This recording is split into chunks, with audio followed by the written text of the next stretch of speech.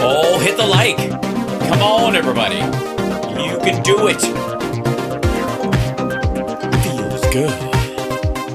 Share the show out so that the ne'er-do-wells and the maggots can flip out and get real mad that I have a show going on and all that fun stuff.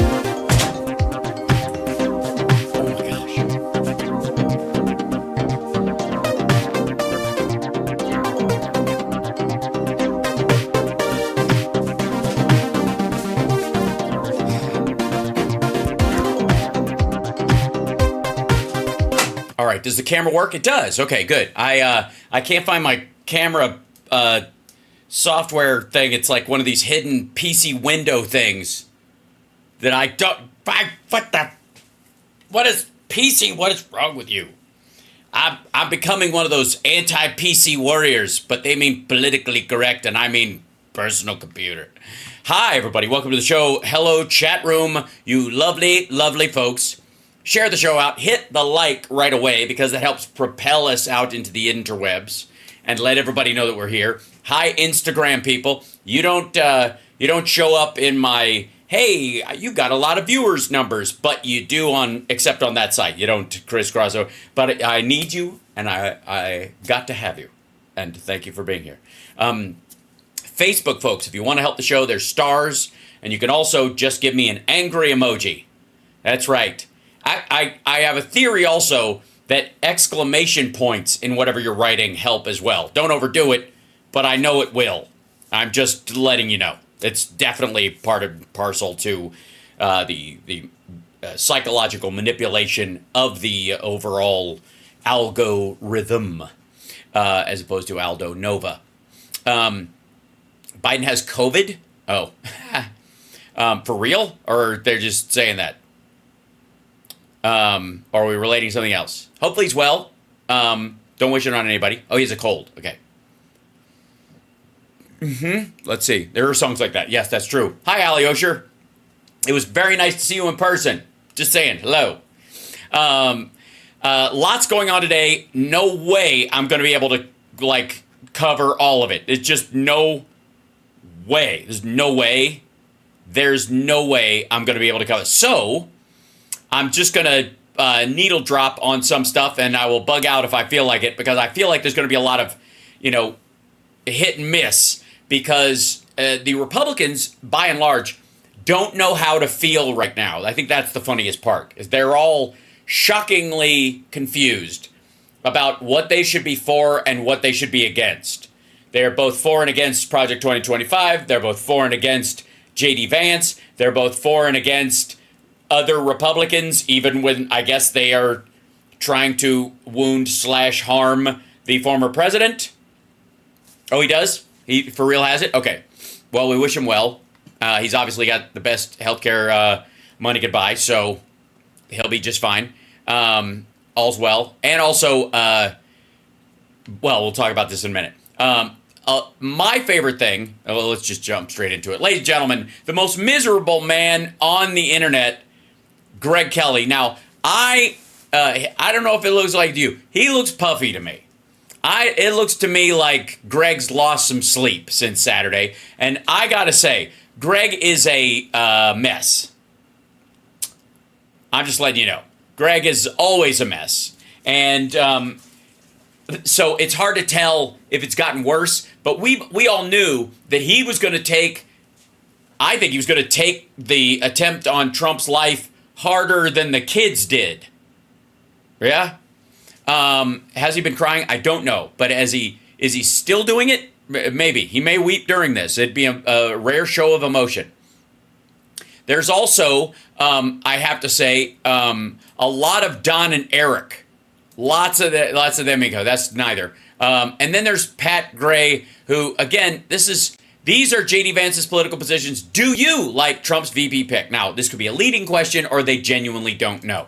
And then, of course, I always love when someone with diaper hair tells someone with diaper ear what they should be saying.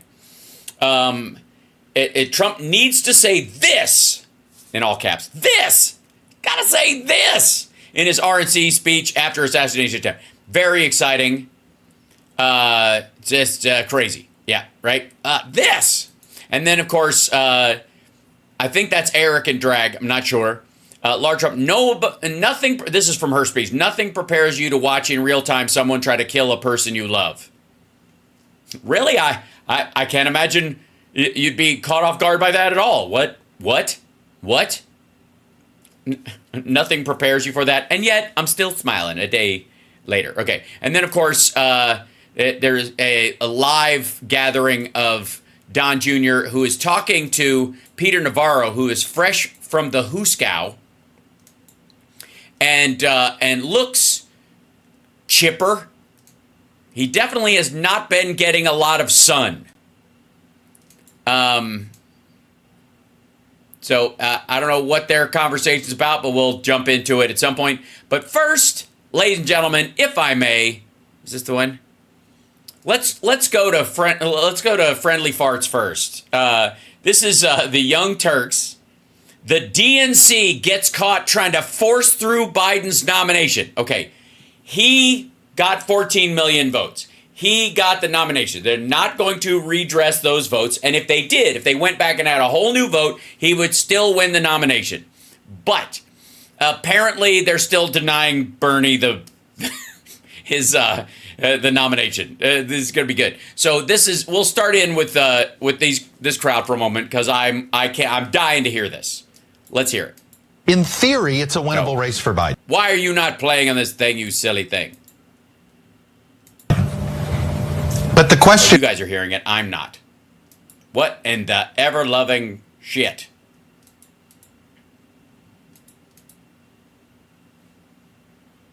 Is, can he do the thing... Hold on. For some reason, my headphones are being dickish. In theory, it's a winnable... Now I'm deaf. Thanks. Okay, now they work. Okay, here we go. Race for Biden. But the question is, can he do the things he needs to do to win? And when you look at even recent historical context, nobody with this low of a job approval rating as an incumbent president has ever won. If they're going to make a move against Biden, though, they got to do it this weekend. They can't keep dragging this out. They can't keep waiting for another moment, another excuse. It's a terrible conversation. First time for everything, and today, for the first time, I'm going to go ahead and say Chuck Todd is correct. Things are... Yeah, Chuck Todd is correct. Shit or get off the pot. I'm sorry, what? They already flushed? Bye. Not looking good for Joe Biden at all. And... Yeah, they kind of are, actually. 538 put him at winning the Electoral College for the first time since May. So that, again, you can say some polls point in a bad direction. You could say that some of the Rasmussen-style polls are pushing in that direction. You're welcome to say that shit. But again, this goes to the whole fucking bullshit about like, it was devastating. You watch this goddamn debate and it's over. You can just tell 10 minutes in, it's fucking over. There is no point. It's over. It's just, there's no going back. Oh, wait, he's ahead now? Oh, wait, he's improving? Oh, wait, he's actually raised more money than Trump has? Oh, wait, if you take out the $100 million single donor gift to the RNC and the super PACs and the other $40 million single person gift, Donald Trump had the worst fucking like 3-week period in raising money that they've had to date, including the alleged winning of the debate and his shooting. But go ahead, tell me how. And by the way, Biden has been kicking ass and taking names in all of his his events. And I don't know why Anna hates him so much. It's because I don't know what side of any particular issue she's on these days. It's really hard to keep up. I look forward to her future working on the Sitch and Adams show. The Democrats do need to act if they want a shot at beating Donald Trump. And yes, they have a shot at beating Donald Trump. And according to the polls, they are now. Appears that they do have a plan in place. Now, do they? It appears they do have a plan in place. And what's that? Kick out the guy who won all the votes and replace him with no plan. Yeah, that's the part of the plan that a lot of people are confused about. Because if you want to replace him with Kamala Harris, that's what would happen naturally if he physically couldn't do the job. And he would be fine with that once they're reelected. Like there's clear that if he had some sort of major health thing in his, in the last 3 months of his second term, he's like, I can't do it anymore. Tap out. Kamala, you're all set to go, and you should bring in who's going to be your running mate, so you just dovetail this straight into the next campaign. Biden, of course, refuses to drop out, and the Democratic National Committee plans on going forward with an early virtual roll call vote. That was scheduled because Ohio was kind of trying to keep him off the ballot, and they already put it together. Fuck off. To essentially nominate Biden before the Democratic convention. Oh, why would that? Because he won the votes and it's really just performative? Now, initially, the virtual roll call vote was supposed to be done specifically to hit a deadline to ensure that Biden would be on the Ohio ballot. Uh-huh. But Ohio has agreed to push back their deadline until after the Democratic National Convention. And so they're like, just in case Ohio's being full of shit, we'll just go ahead with what we were planning. And then instead of having to have the roll call during the convention, which takes up a lot of time, we can have more of a descriptive roll call or something like that. That's just it. You don't need to do the roll call vote anymore. But the thinking is they want to do the roll call vote to essentially solidify Biden as the Democratic nominee. He is the Democratic nominee. He got the most votes by a long fucking shot. He's not stepping down. There aren't enough delegates to even throw the thing into a fucking, throw a monkey wrench into the system. It's a waste of time. Ahead of... But it will, if they have this roll call, it will shut these folks the fuck up. It won't, because they'll keep bullshitting. But it won't matter. Does that make sense? It'll just be like, fuck off. Like, nobody cares. Be like, they should dump him. Well, it's too late. We're locked in. Piss off. The convention to avoid any contested convention type situation. No, that's not why. It's to shut down the idea of it so they don't have to deal with this talking point from these assholes for 3 extra weeks. Yeah, people in the DNC are still talking about Ohio as if they didn't pass it. What we want to talk about is why Cenk gets a chair with a back on it and Anna doesn't. What does he get? The choice that he gets the throne chair and she gets the lady stool? The bill, but they did. So when you see them saying that, understand they know they're lying. Yeah. They know they are lying. Yeah. So when you see them saying that, understand they know Then no, they are lying. They're lying. Yeah. It's not just that they're lying. Oh, but it could be an accident. No, they're doing it on purpose. So Yeah, they're doing it on purpose, but they're not doing it for the reason you think. They're doing it because fuck you. That's why. Ohio's new deadline, initially it was before the convention. They've now pushed it until after the convention. So the new deadline is September 1st. Now, Axios writes that the DNC moved toward the virtual vote before the debate in response to the Ohio situation, but now they're not changing gears. Right. Because they already organized the entire fucking thing and they made it official, so there's no reason not to. How about that? There is no reason not to. But that's what constitutes a dirty trick from these dumbasses. Who, by the way, been wrong about everything. And there are congressional Democrats who are not happy about this. And Oh, really? Are there? Are there congressional Democrats who aren't happy? Give me a name. apparently they're circulating a letter. Oh, they're what? They're circulating a letter? Oh, dear. To see how many Democratic lawmakers will be willing to sign it, which pushes the DNC to laugh louder? not have that virtual roll call, right? No. The letter they were circulating is to dump him entirely, not to whether or not they do it now or at the fucking convention. They're trying to get out of this because they either also Rands never wers or people who never liked them to start with, which are, by the way, all friends of TYT. Yes, it's a sternly worded letter. And so one House Democrat told Axios the following. What, one? How many House members are there? One. Anyways, you were saying one House member. And you know who they are, right? You know who it was? You know who said it? Me neither. People are back to being angry at Biden. People are back to being angry at Biden, and push to sign on to this letter is going around. The Replace Biden movement is back, said someone who won't even say who they are out loud. It must be an overwhelming movement. And a push to sign on to this letter is going around to replace the Biden. No, the Replace Biden movement is back. They're back. Okay, so they're back. They haven't given up. Yes, them, they. They, no, who is they? Well, they is them. No one knows who them is they. Only they know who is them.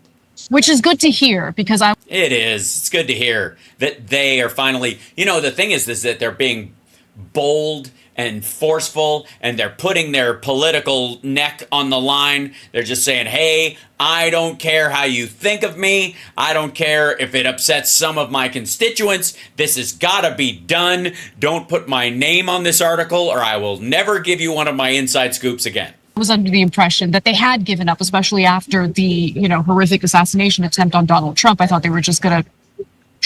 What do you mean horrific? That there was one or that it wasn't successful? You're weird. It's hard to tell. Drop everything and move forward with Biden. But it seems like those efforts to push him out and maybe have a more competitive Democrat run against Trump, those efforts are still very much alive. Yeah, very much alive. The same people from before, but fewer of them, are now circulating a sternly worded letter that they can't get a plurality of people to sign on to. Here are some of the excerpts, by the way, from the letter itself, which Axios managed to obtain a copy. Oh, how did they get a copy of it? Because the congressperson from, what was the state they're from? Gave them the copy of the letter. Because they're like, read the letter. It's got my name. I haven't signed it yet. It doesn't have my name on it. Read it. And you guys let me know. Should I? What do you think, Gary? You think I should sign this thing or? It says, quote, we respectfully but emphatically request that you cancel any plans for an accelerated virtual roll call and further refrain from any extraordinary procedures that could be perceived as curtailing legitimate debates. Right. And respectfully, go fuck yourself. Thanks for watching. Oh, that's it. Wait, we're getting an ad that early? Okay, that's my bug out point. Sorry.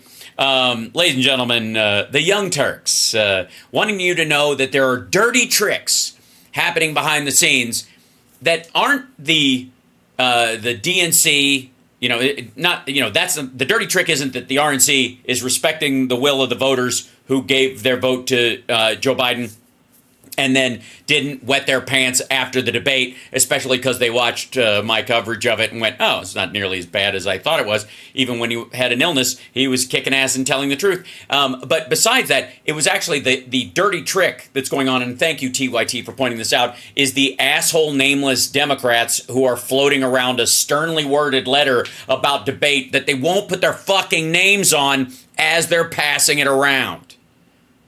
I'll sign it when you sign it is not leadership. I'll sign it when you sign it is not something that's bold and says the movement is back. You understand? Can you process that? You put your fucking name on the line and you say, I put this letter out and so did they. They said yes already. And you out everybody else. And then you talk to me about dirty tricks. Because that's what this sounds like. It sounds like, to me, the dirty trick side of the thing would be the people fucking around and waiting to find out as they hide their names on this document up until other people will put their fucking cheese in the wind, right? Good Lord. Now, I desperately want to get to the most miserable man on the internet. But first, let's... this is... This is Don Jr. blasts media over shooting conspiracies. He wasn't shot enough for them. I don't know where the fuck this is coming from. And I got to tell you, he and his whole family are clearly hearing all the nuts that are, making up conspiracy theories that, somebody's threatened Trump with this so that he would put J.D. Vance on the ticket and blah, blah, blah, all the Nick Fuentes types, right? So you and I are hearing some of the dumber conspiracies kind of softly around things, that it was rigged, but by who, and we don't know. But so kind of a soft, a fog of conspiracy, right, around it. I don't know what it means, Georgina. That's kind of my point. Meanwhile, these guys are hearing the really specific bullshit. So let's hear it. I'm curious what he's blasting the media over. And former President Trump in the crowd last night listening to those former rivals talk about unity. But one of the most powerful moments so far this week came the day before, Monday night, when President Trump made his first appearance since being shot in that failed assassination attempt. Yeah, why was he wearing a weird square bandage just kind of loosely stuck to his ear like a Post-it note when he wasn't wearing anything on his ear when he went golfing? His son, Don Jr., watched the tape, got emotional. Thank my lucky stars to be living here today, because the flag still stands for freedom, and they can't take that away. Oh, why? Because his eyes were glazed? It would be great if it was possible to talk to Don Jr. about what he was thinking at the time. In fact, joining us right now can book him. The guy from the Cutaways shows up live. Oh, wait. Did Don Jr. just say, I've been blacklisted from Fox after this segment? Didn't he say somebody told him he'd been blacklisted from Fox? Yeah. We know a little bit about the pollen that's in the arena. It's a killer. It's allergies, guys. Oh, come on. It was your father. He got shot. You were, and everybody was emotional. It was actually incredible. And when you juxtapose that. It was incredible? To the scene in 2016 at the convention, right? It was very different. There was so much uncertainty about their candidate. Right. Because he was an unknown and sucked. Now he's a known suck. I almost got in a fist fight with Mike Lee on the floor, who's now like a great friend. That. You remember that? It was so different. The love I've felt over the last couple of days here is unlike anything I've seen before. You're walking up to grown men who you see them welling up. It's people understand exactly where our country is. They understand. Wait a minute. They're saying you were welling up. We understand the whole. Tears in his eyes, I guess. And what's at stake right now, Steve? They're all in for America. So when you had that moment, you knew he was going to walk out. We weren't sure. We heard that possibly he was going to walk out. Also, prior to that was who's his running mate. Yeah. And we found out it was flipping. It went up 2 or 3 deadlines were pushed for him to make that decision. Why do you think this decision was so hard? Listen, I think he has to find the right mix, the right chemistry. I mean, he's a big sort of chemistry guy to work with. Yeah, totally. Yeah, like, you know, that was the problem with Ivana. They just lost their chemistry. And then, of course, Marla, there was a lack of chemistry there. Now, thank God, as you can see in this photo of them all together, that Melania, the chemistry was that he and Melania have is really, they're inseparable. And, you know, it's like... there's a lot of people, obviously, in politics, many on people's payrolls that sort of give, let's call it, partial advice about things, or they, you know, tell you sort of lies by omission to get what they want. And so for me, I got fairly involved in the process just because I want to make sure that fix. I did. I've known the guy now for years. When his book.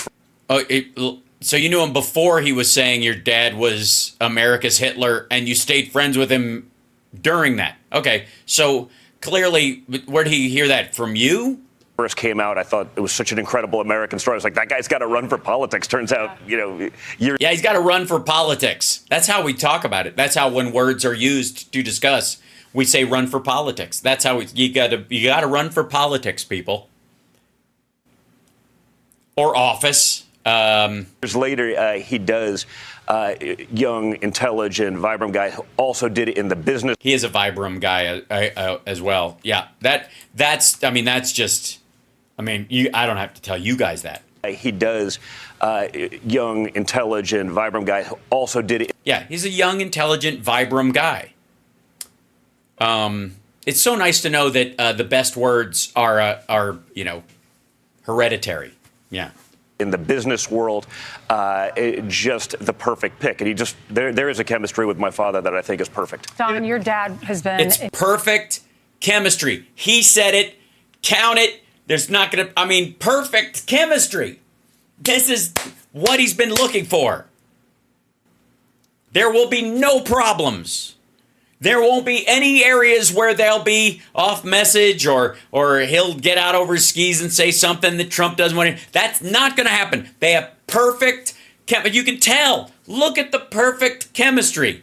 And I know what you're saying. Hal, it's so hard to tell because Donald Trump has such chemistry with everybody. Which is why 40 people that were in his cabinet aren't, are endorsing anyone but him this time around. But still, you know, he's like a puffier version of Don Jr. And maybe Trump's vision is going so much that he's like, are you my son? Oh, thank God. No, you're not. Impeached. He's been arrested. Now he's been shot. And the left is still questioning his injury. Listen to this. There are a lot of questions around that ear, and yet there's been no response to that. Instead, just showing the image of the man coming into the hall with the wounded ear. A spectacle for this candidate who we know is, by his own admission, obsessed with assorted spectacles. There is a political quest here to mine and use Donald Trump's injury, and whether his allies and Republicans or the candidate himself do that in a way that overextends their credibility will be decided by the voters. They're wondering if he's using this for sympathy. Was it really glass from the teleprompter, not a bullet? He wasn't shot in the face enough for them. He wasn't shot in the face at all. You fucking weirdo. It is odd that there is no detail other than what the Associated Press and photographers on the scene have drawn from it. It is a presidential candidate and a former president who was allegedly shot and not hit by a piece of glass or hit by a piece of glass that was shot. Right. Yes, I've seen Biden has COVID. I saw that, you guys. Thanks for the heads up. He'll be fine. I have no doubt.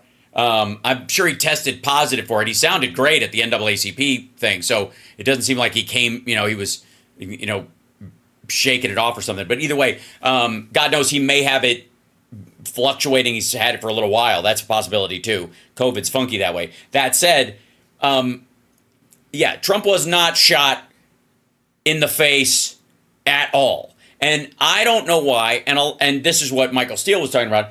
Like, we know what happened. So why the fuck does it matter? Why won't they tell, like, what he had done? Yes, he got it, 1 stitch or no stitches. He was treated and released. You know, those kind of things, right? It's odd that they are hiding, you know, the normalcy of it. Enough. You need more face. That's the point. They can't help themselves. You know, the Trump. First of all, Michael Steele's a Republican. Secondly, no, that looks fucking weird. What is that? First of all, it looks like his ear's in a prayer envelope right now, or like you're mailing it someplace. Like, put a fucking stamp on that thing. But it's odd. It looks like, and this is why everybody thinks this is fucking odd, he teabagged his ear, it seems like you could put less on it and it would be fine, so it looks exaggerated to cover what, you know, the fact that he had no stitches, insofar as we know, none. I mean, it's not like there's a fucking hole in it. And by the way, somebody was saying earlier, like, that photo of him without the bandage on his ear was from another day or whatever. There's video of him turning and walking. That's what I saw. And it may be that that's the case, that it was from some other time. But it was related to a story where he was talking to somebody about the shooting. So that's what I'm going with, not that single picture that was floating around. Arrangement syndrome is real. It's so asinine that they could say that. I mean, you see the photograph at the time. There's blood everywhere. You know. Right. But you can also see the wound, and therefore people are like, why the fuck is there something this big over his ear in a wound that everybody saw was this big? See the bullets whizzing by his ear. That was an incredible photo as well. But, you know, I don't think any of that matters, honestly. They did the same thing to me when I was on the floor. Eric and I were there. We were going to throw my father over the delegate count. It's a huge moment for our family. And 30 seconds before that, some MSNBC, did your father Hold on. We've got the soundbite. Oh, good. Roll tape.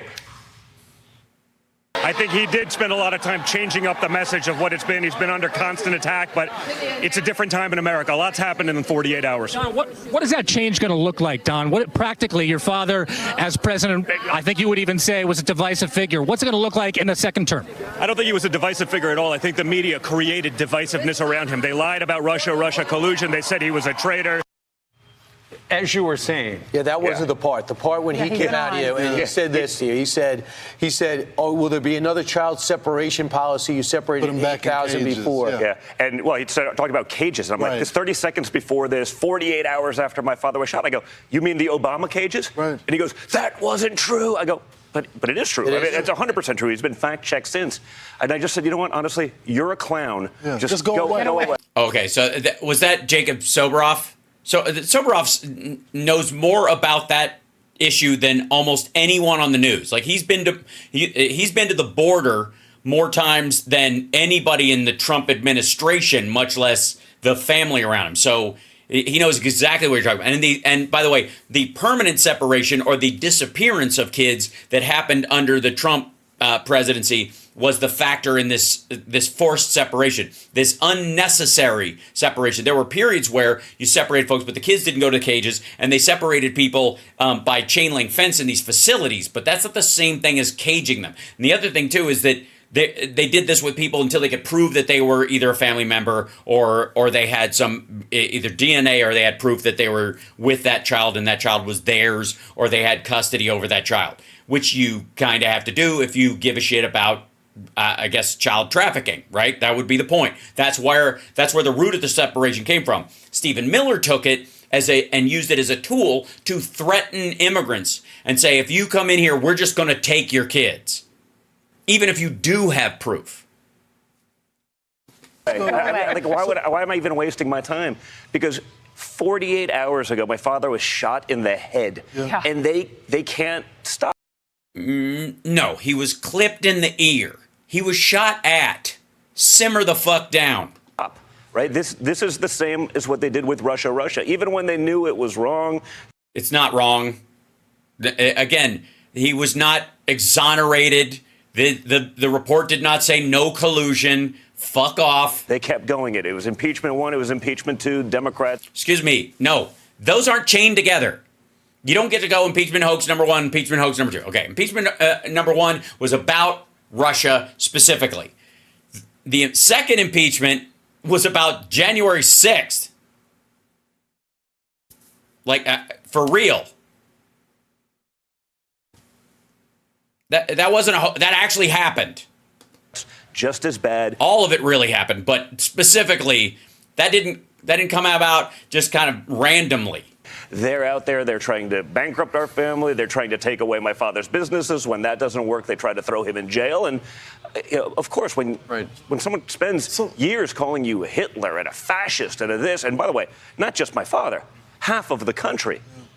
No, specifically a group, a subset of MAGA, even. Very specifically, the regulars at the rallies and the Charlottesville marchers and that crowd. The Charlie Kirk adjacent crowd. Not all Republicans at all. And by the way, Biden has made a very distinct point in every one of his speeches about how shitty MAGA is to say there are run-of-the-mill Republicans and these ain't them. And quite frankly, this shit goes back. You want to talk about a hoax? You want to talk about a lie? You want to talk about fake news?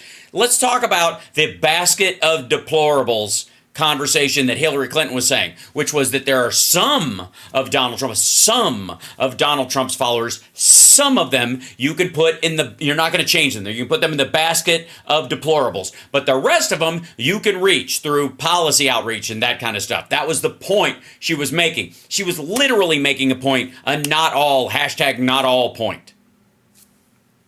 What do you expect? So, Don, let's talk about that. What do you mean, what do you expect? I expect that insane right-wingers won't take their cues to take pot shots at other right-wingers from Democrats.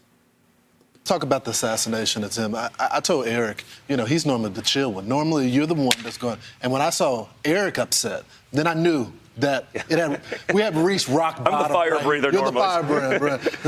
The president was saying, which son said that? Was it Don? It was Don. It was fired up. So we found out that, of course, the assassination attempt happens, but then we later find out. Yeah, we did find that's true. Of course, we did find that out. That the Iranians, weeks before, had been planning an assassination. You would think they would step up the security measures, but to see such failure there, that has to be infuriating. It is. I'm a pissed off son because of that. And by the way, as a shooter and someone, by the way, I said hi to guys that were part of my detail. So I have a detail. I don't have one now, but I had a detail. I've seen my fathers for 8 years. I shoot with these guys because I'm a competitive shooter. They're not afraid of a little sloped roof. That's nonsense. Right. They don't unless there's a major breach or they're told not to do something, they don't let a guy with a rifle be on a roof for half an hour inside 150 yards. Half an hour.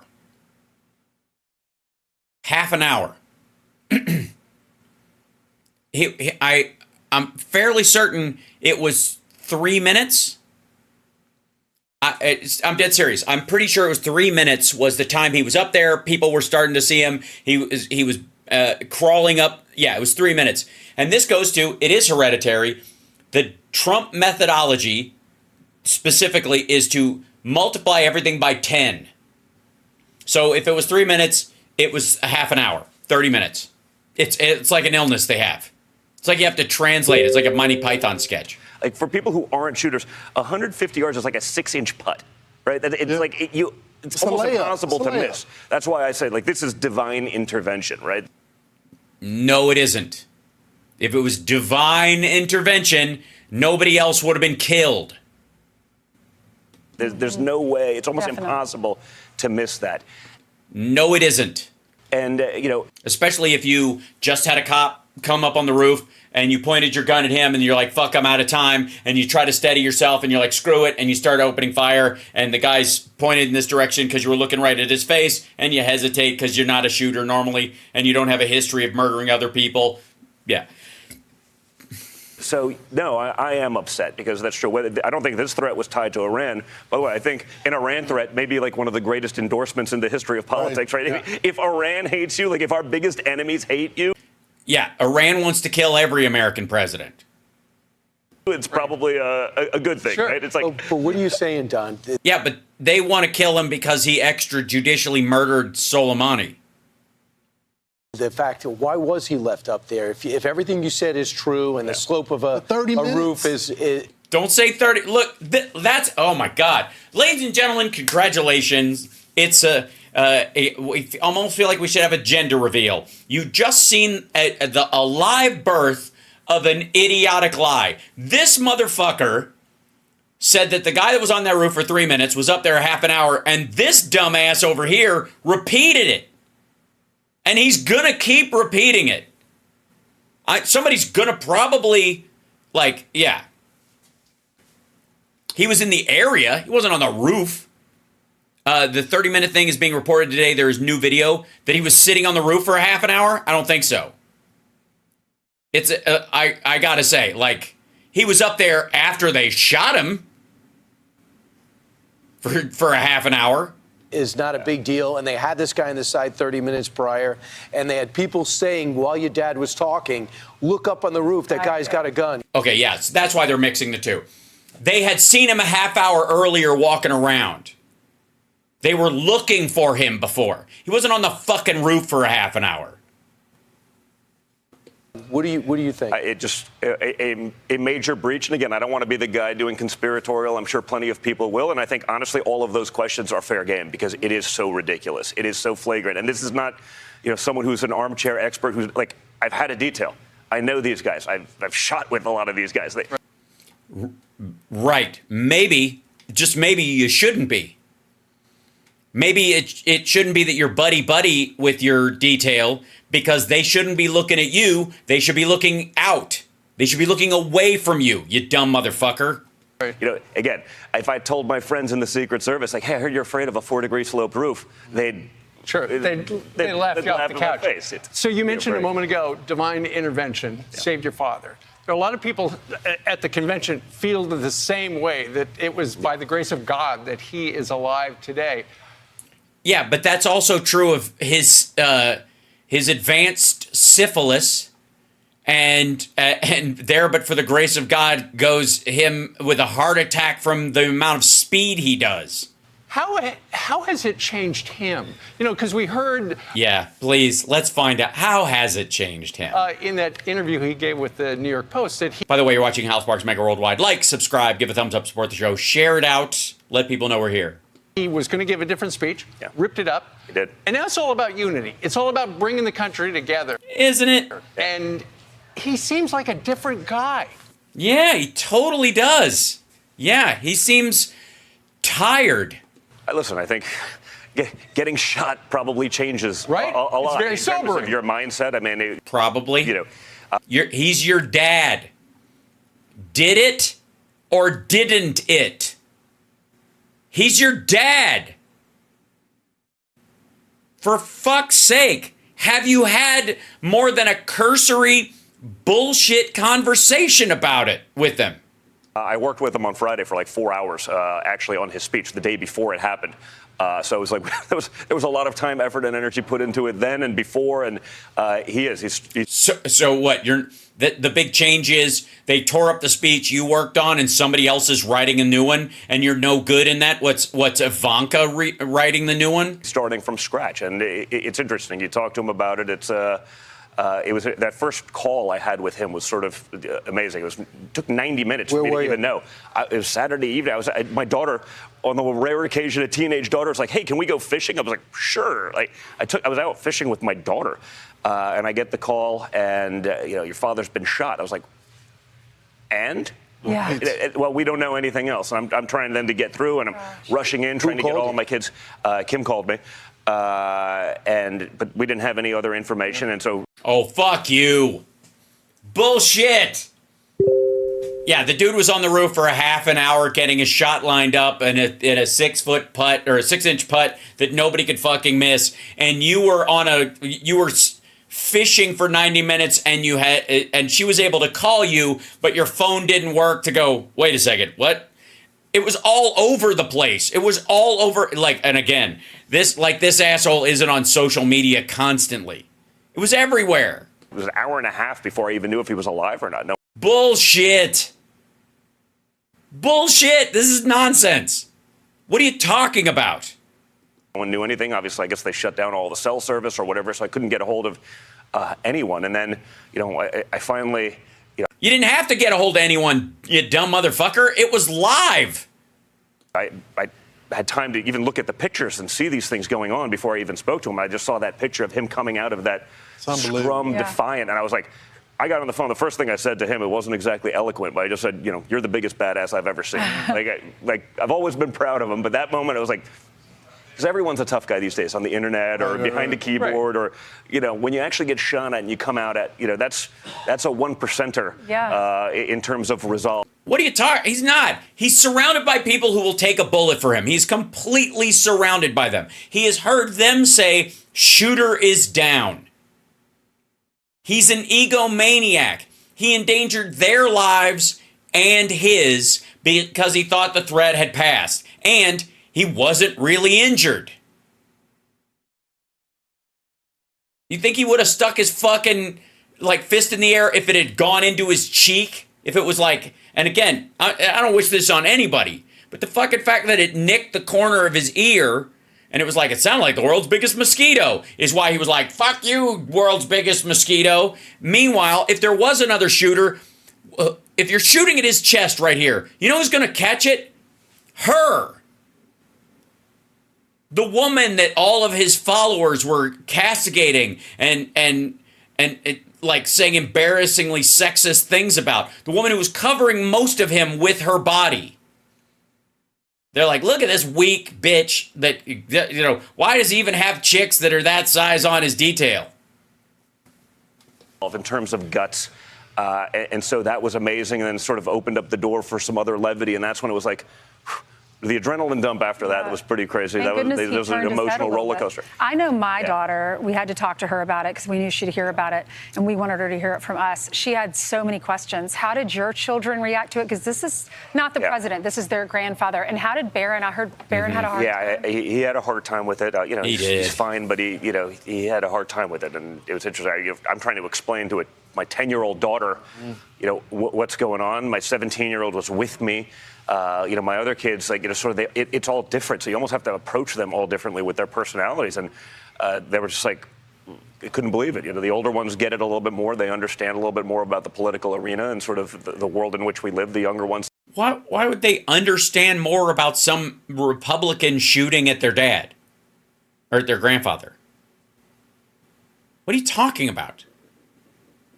I guarantee everybody in his fucking family knows knows what side, the business end of a gun, which is fucking horrifying. Less so, but I can assure you, that's a conversation you don't want to ever have to have. Do you think we'll ever get the truth of what took place that day? I hope there's some sort of independence. Yes. Yeah. You've already got it. What do you want? Degrees of fuck up? The FBI, the same FBI that wants to label concerned mothers at PTA meetings domestic terrorists. I don't know that we're going to get the truth out of them. Pam Bondi does not want the FBI to do the investigation. I wouldn't trust. Well, that sounds conspiratorial to me. Sounds like she doesn't want him to look. So a Republican takes a shot at Trump, and Republicans don't want the FBI to look into it. Hinky. The FBI to do anything. The right? DHS I've lost so much faith in all of these institutions that it happened, right? Yeah, I'm sure the mob feels the same way. DHS is in control of Secret Service, and this happened. So it's I can Your see dad did the a point. CYA, starting to happen already, I'm sure. But, there's no scenario in which I could imagine this being allowed to happen. Your dad did appoint the DHS Inspector General who will handle this investigation. So hopefully we'll get some answers. So what about your speech? Yeah, that's not hinky. So let me get this straight. Republicans don't want the FBI looking into this because they don't trust them. And a Republican who's got a family history of being, psychologically profiled by Trump and his campaign and the White House itself, I guess, while Trump was in there, is the shooter. And they don't want the FBI to look into it. And the person they want in charge of it is somebody that was appointed by the guy who was shot and won't give out his medical records about the winging of his ear. And you wonder how conspiracy theories start. It's funny, isn't it? Excited about it. It's By the way, it's all garbage. Just fucking like dumb luck and like weak planning. And I mean, there's a perfect storm of bullshit. And it wasn't divine intervention. The guy was literally, if he'd have chose to be further away from the target, Trump would have been killed. My speech too changed, right? I'm used to doing fire breathing. It's sort of what I do. Like I can do that standing on my head, so that's easy. Like but no, I spent shit talker. You know what I mean? Spent a lot of time to have a little bit of a different message. I think we need both though, because I think America does need to still remember what we had and how quickly it disappeared from us in the. Oh, you mean COVID? Last 4 years. I mean, it is. Oh, you mean like a stock market that's half the size it is now? At a point where if. Oh, you mean like job, like unemployment number that's half what it was, or I'm sorry, a quarter what it was? This continues. We're probably at a point of no return if we can't get it back on track. If another 4 years of these policies, the open borders, the fentanyl, we can't just forget about that. Well, you kind of did. Your dad told Republicans not to vote for a bill that would have like dramatically affect crossings at the border and protected us against fentanyl. But I think we will take a little bit of a different tack. But Don, I feel like will you? You've changed too. Like I mean, you're going to be done, but I feel like you're taken back ever since the shooting as well. Yeah. There's a why different. There's a calmness about you ever since the shooting. Really? A calmness?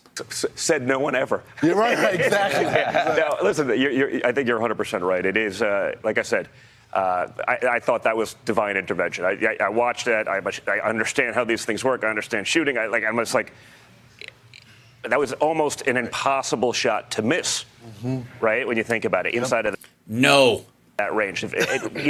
And so for him to move his head sort of in an uncharacteristic way He didn't move his head in an uncharacteristic way. He was literally looking in that direction for a full minute. At that time, you almost see him lean forward a little bit. I'm like, just like, it doesn't happen. There's no other plausible response. You know why, right? So there are millions of people in America that are so spiritual, and they pray daily for your dad. Yeah, they pray daily that, please, Lord, let the bullet that clips Don's ear shoot a father of two. What the fuck? I think we created a couple more after this weekend. I agree. Well, I mean, certainly not the family of the dead.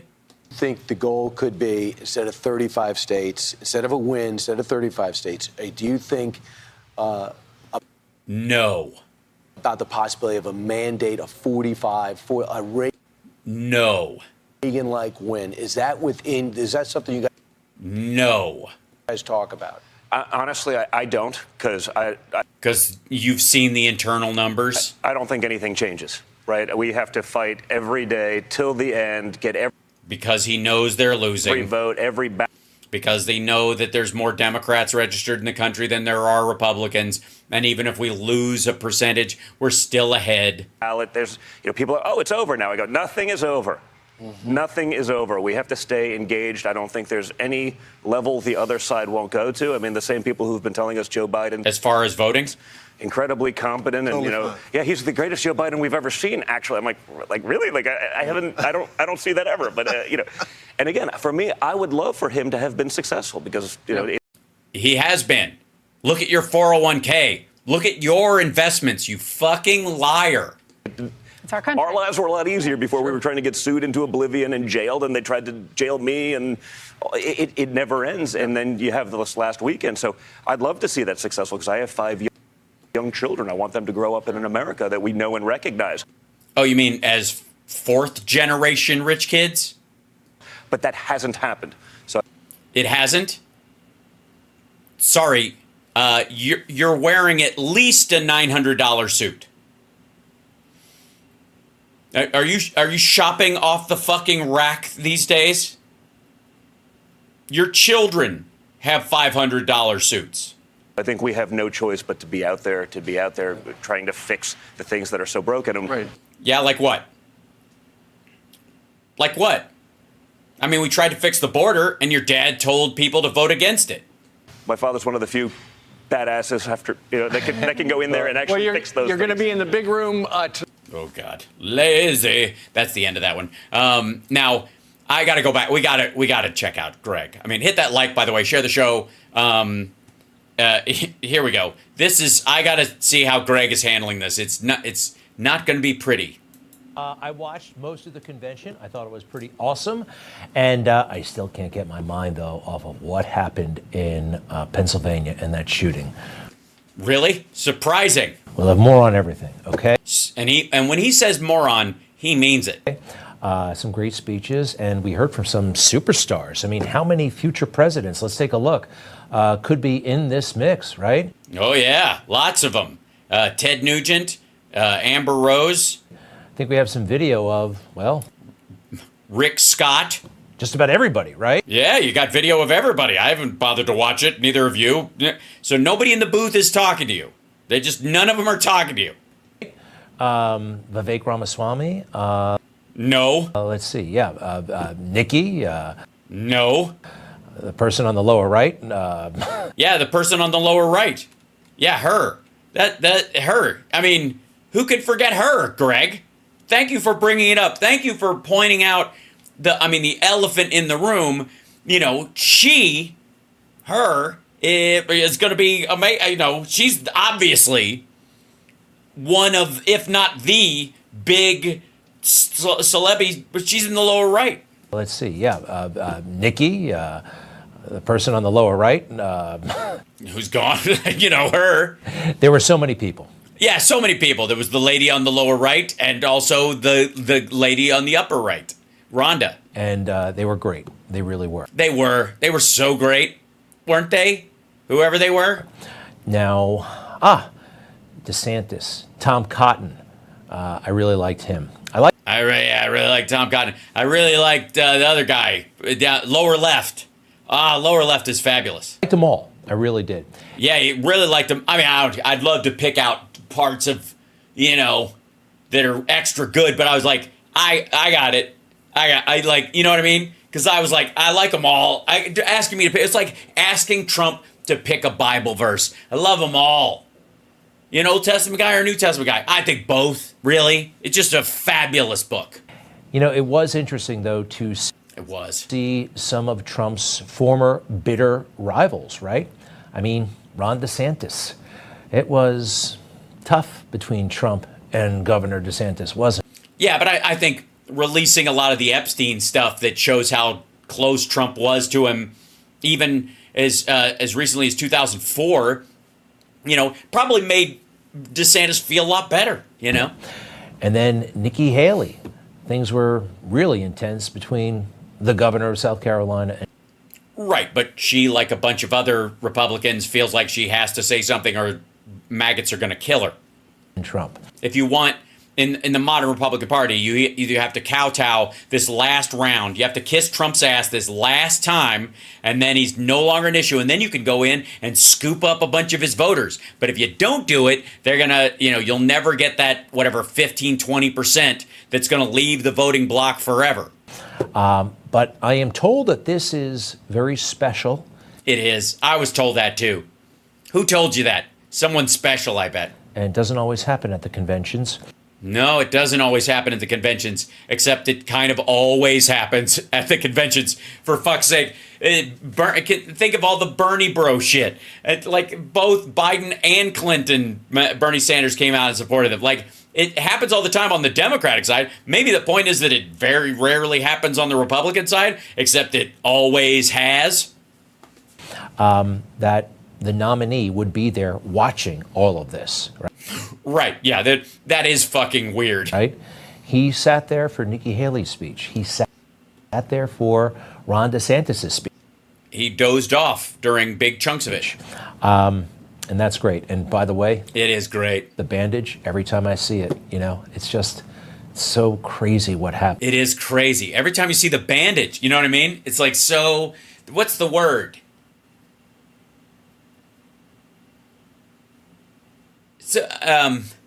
It's like every time I see it, it's like, it's crazy.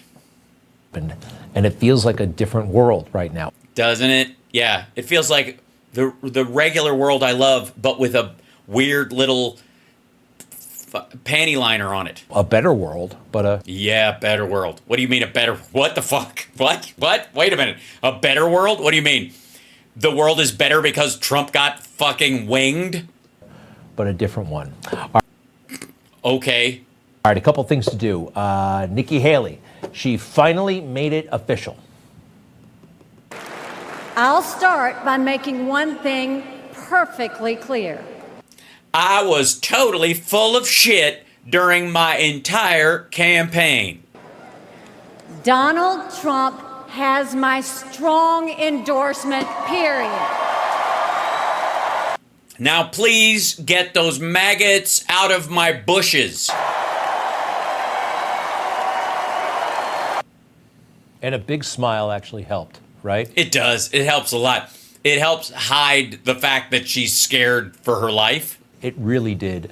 It did. If she'd have said it and been all stern, oh. So, hey, she's allowed to run for president, and let's see what the future holds. But she let's see. She did the right thing tonight. I've been pretty tough on Nikki Haley. I think she did the right thing, and it was a very good speech. Thanks, Greg. Thanks. I'm glad she was wondering. I'll pass that on. But my mind have never, and I don't think anybody in the audience, anybody across the country has really ever been all that far from President Trump and his new running mate, J.D. Vance. Your mind has never been all that far from Trump and his new running mate?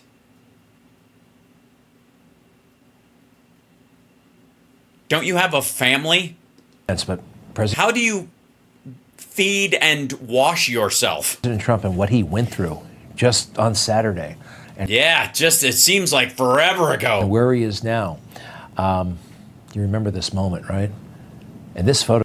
No, I really don't. Is that from him throwing ketchup at the White House? Of course we do, you weirdo. Photograph. Have you ever seen anything like it? Yes. I've seen worse. Hey, asshole. I've seen a close-up of the shooter dead. It's almost biblical. It's almost biblical.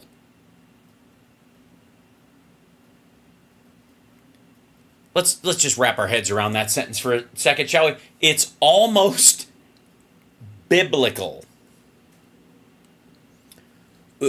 Why do you think him with his hand out, he looks like he's praying? Or is it the fact that somebody's picking up his hat because he's really bald and you could see that when they took him away because his hair was fucked up and he was wearing a hat that day? Biblical.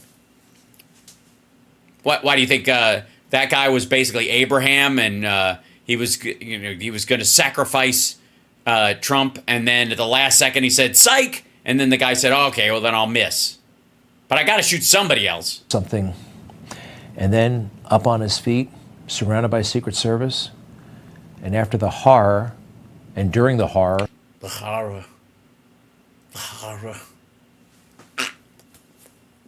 I swallowed a bug. Somehow victory.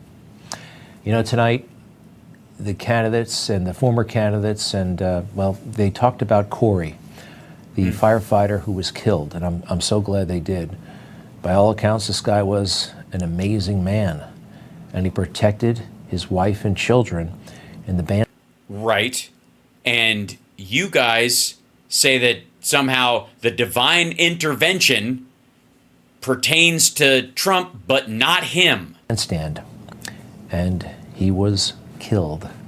Yes, we know. And that's terrible. I'm really interested in the daughters Oh, fuck you. Shut up, Greg. Shut up. Jesus Christ. Is there any way he could have said that in a creepier way? Is it possible? What? That's terrible. I'm really interested in the daughters. I hear they say he's the greatest dad in the world, was the greatest dad in the world. And what greater gift can there be, right? Protecting your children the way he did. I don't know, surviving it? Protecting your children the way he did and living so that they could still have him in their life? What the fuck is wrong with you? I am really looking forward to Donald Trump's speech for a lot of reasons. I want to see what he has to say about Corey. I know he's going to be a central part of his comments. Oh, yeah? I feel it. And I want to know. Is he going to quote the part where he was on the golf course and he said, unlike, he had a putt and he said, unlike the shooter, I don't miss? Is he going to bring that up in the section about Corey? Fuck. Know more about what happened. Now, we saw Donald Trump, of course, right? Today. Of course. He wasn't as emotional as last night, and that's probably good. Heavily sedated, I think. I mean, last night, gosh. Golly. He almost, and he totally deserves the opportunity if he wants to, shed a few tears.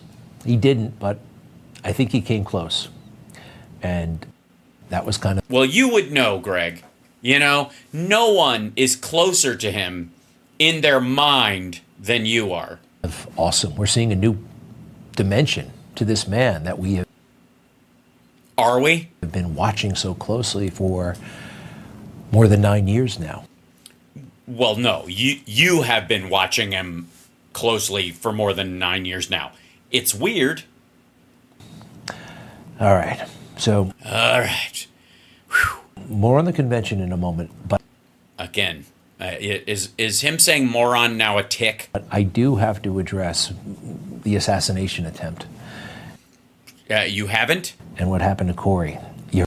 You just did. Heard from the Secret Service director, this woman named Kimberly Cheadle. Very strange. Very strange. We're not hearing much in the way of information.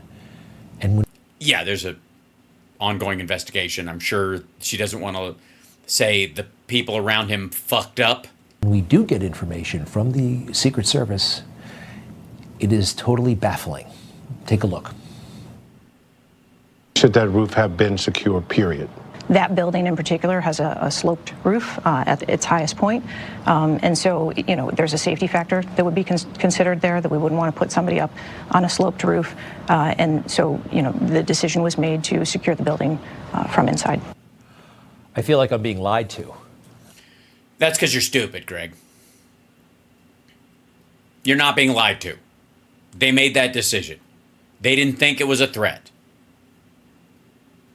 They had people in the building. It was a tin roof. They figured if nobody's going to get on the fucking roof, and if they did, you'll sure as fuck hear them. And they didn't.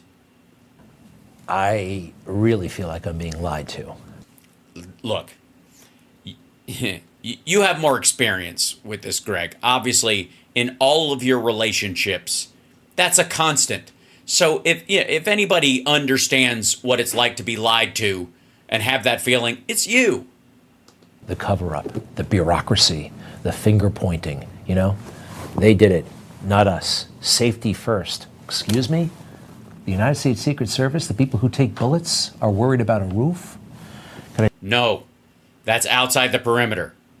The local police didn't want to get up on that roof and thought it wasn't necessary and decided to secure the building. You see the sniper on that roof, right? Right. He's crawling up on a sloped roof. Right. Sloped roof did not stop this maniac, but it stopped the Secret Service? It stopped the cops? No, that's not what stopped them. No, I don't think so. This is where I get to the lie part. Because, well, just over Donald Trump's shoulder, there was another building with a sloped roof. Yeah, they didn't have a choice there. That I guess conceivably somebody could slip and fall from. the Secret Service snipers. If you Right, those are the Secret Service areas. This is outside the perimeter. This would be local police. So you can trust the Secret Service guys would be on that roof, but not necessarily the local cops. don't mind, could I see that, please? Notice anything? Yes, I noticed tactical gear, spotters, all that kind of stuff looking further downrange than the near buildings that are outside the perimeter of their protection circle, but not in their control. So they're not on those roofs. The roof is on an angle. Yeah. Drop the banner for a moment so you can really see that. It is on an angle, a sloped roof. Yeah, but in that case, they didn't have a choice. We're being lied to already. No, you're not. Nobody was going to climb up on that roof. And I don't like it. Really? Nobody does. Well, some people like it. I mean, let's be honest, Greg. If people didn't lie to you, you wouldn't have any people that could even pretend to be your friends. The director, who is she? Her name is Kimberly Cheadle. Okay, what do we need to know about her? Can we put her resume up on the board, please? This was somewhat erroneously reported. She was actually, has Secret Service duty. She was there for 28 years. Then she went to PepsiCo, right? She was given the job by President Biden, the director of the Secret Service, but check that out. She served, I heard one report that she was with Dick Cheney, providing protection for 6 years. The Cheneys. Okay. The Cheneys. Yes, who were never harmed, even though there were a lot of people who wanted to kill Dick Cheney. Dick and Liz. Well, we know that they think that Donald Trump is a clear and present danger, a clear and present threat. Oh, wait, I'm sorry. Okay.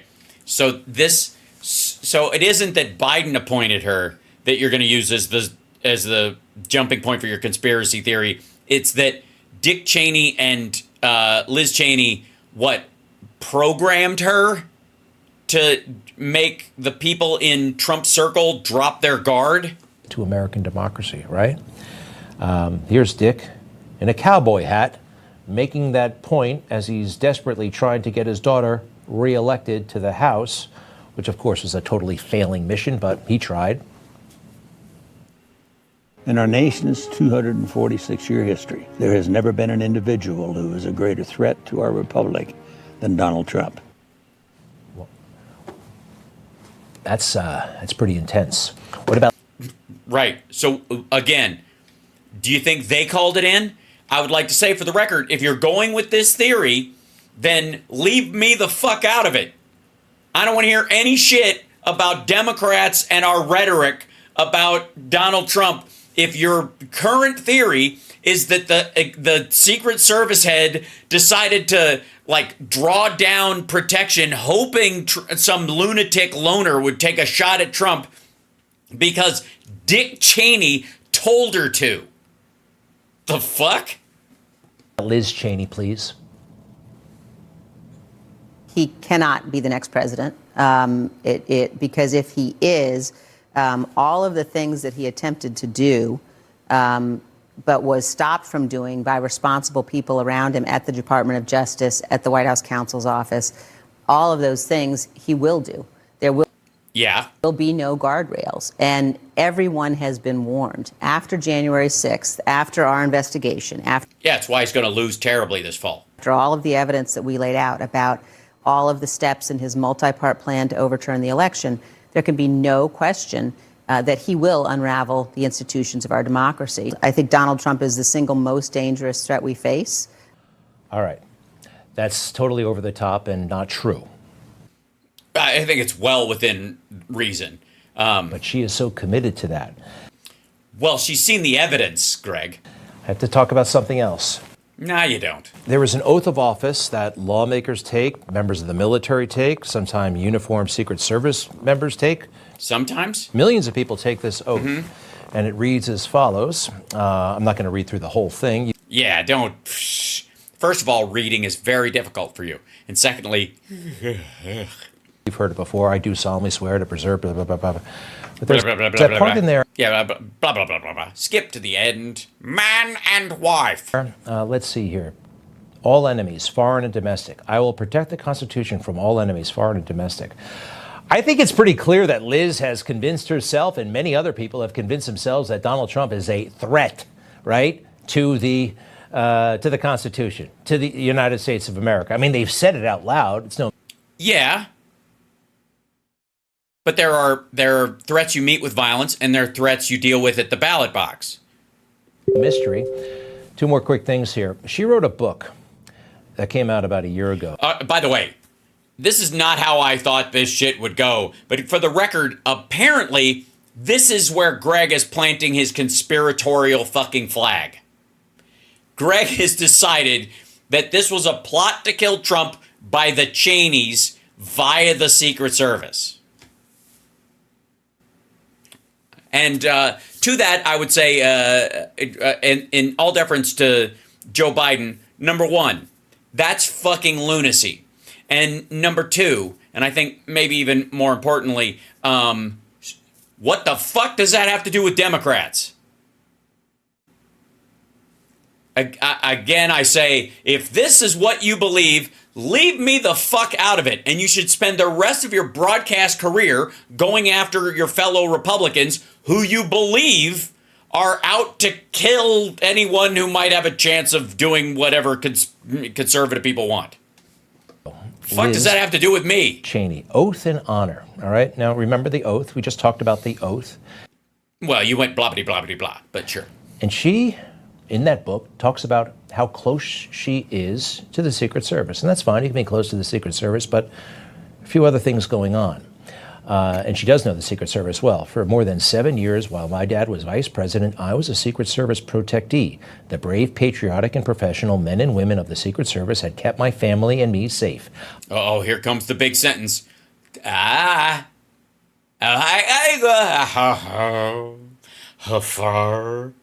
have stayed in touch with many of them for nearly 20 years. I would like to also say, Greg, I don't know if you saw this, but Don Jr. was on with a bunch of people that used to be in his detail or now in his dad's detail, and he shoots with those guys, and they also, maybe, I don't know if they're friends with Liz Cheney too, or if maybe Don Jr. told him to do it. Maybe he wants to be president, you know, and he figures that he can get on the ballot because they have the same name. They just knock the junior off and go for it. Okay, that's great. But going on later in the book, she talks about how the Secret Service was so incredibly helpful to the January 6th committee. Yeah, except they kind of weren't. There's a lot here, but they received 1 million new emails and documents from the Secret Service. And she talks about how the Secret Service... 1 million new emails, radio transmissions, chat messages, and other documents. Not 1 million new emails and 1 million radio transmissions and 1 million chat messages. Shut the fuck up. Basically never does this. Usually they have to be court ordered to do it, but they did it voluntarily. They did it anyway without a court order. She also says that because the country was attacked. Secret Service documents revealed, continue please. Yeah. Mr. Producer? How depraved, let me see here. During the Select Committee's meeting on October 13, 2022, we also showed the public a number of the newly obtained Secret Service documents. These bore directly upon the depravity of Donald Trump's actions on January 6th, proving that those in the White House knew there was a substantial risk of violence. Why do you lick your lips when you read a substantial risk of violence, you fucking creep? Now,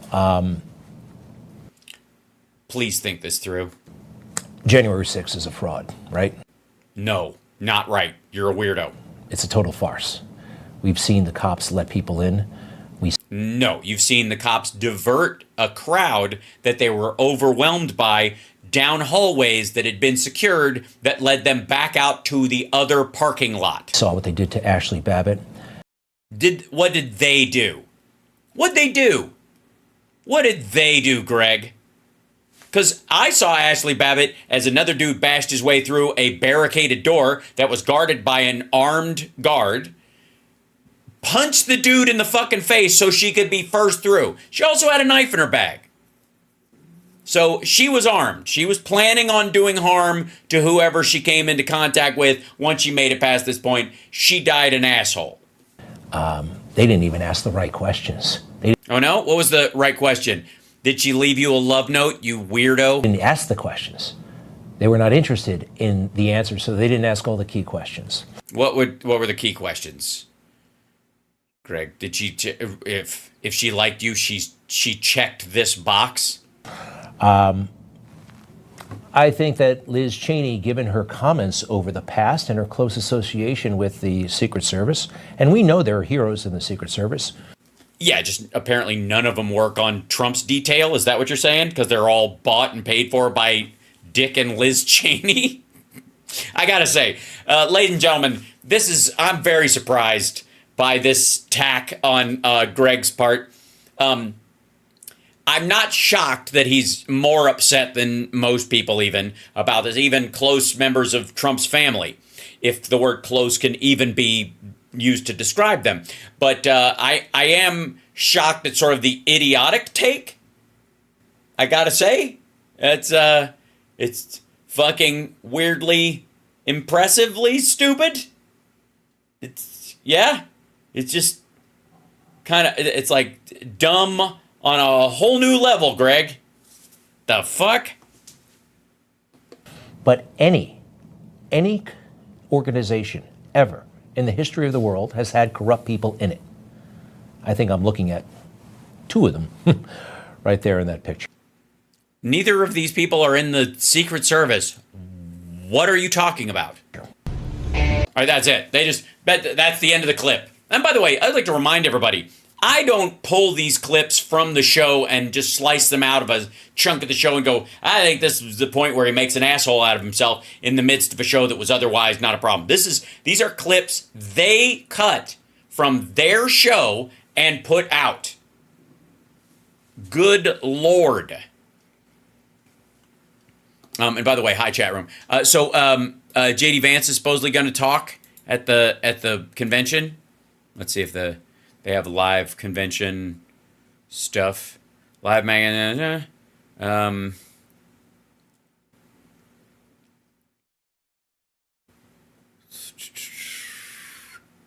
Nope.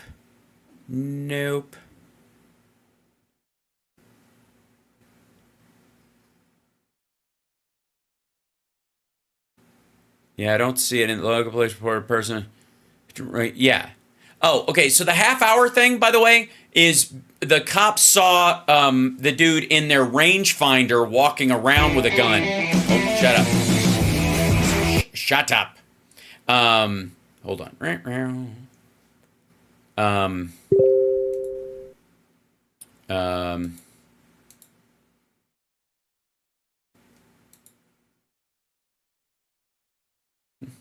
Okay, hold on one second. RNC. No. We'll see if some comes. Live coverage of the RNC. Let's see if people are taking hundreds jump hostage. in here. Hold on one second. Did they? They're going over what Biden said at different things, and then is that okay? He's gonna speak, or he did speak. No, he hasn't spoken yet. They're not quite there yet. Oh wait, is this? Here you go. Let's. You want to see somebody they really want to show you? Hold on. Let me see you back this up. There's Nancy Mace. And then, here you go. White House physician under both Presidents Obama and Trump, and he treated former President Trump when he had COVID. He has also spoken and treated the president since that assassination. This is the only speaker tonight that's literally been knuckle deep in Trump's asshole. Assassination attempt, treating and looking at his as opposed to nose deep, which most are. Here as well. We're gonna have much more of that. And by the way, this is lovely black lady. Can we look at that this? assassination? Can we see what the sign she's holding up is? Do you want to see the? Did you guys catch that? Treating. There you go. Mass deportation now. This is a sign in the fucking 2024 RNC. Now let's listen to Random Johnson. And looking at his ear as well. We're going to have much more of that after he speaks with Garrett Haake. But let's listen into Congressman Jackson. He seems amped up. It's like he's gotten to the good stuff. All right.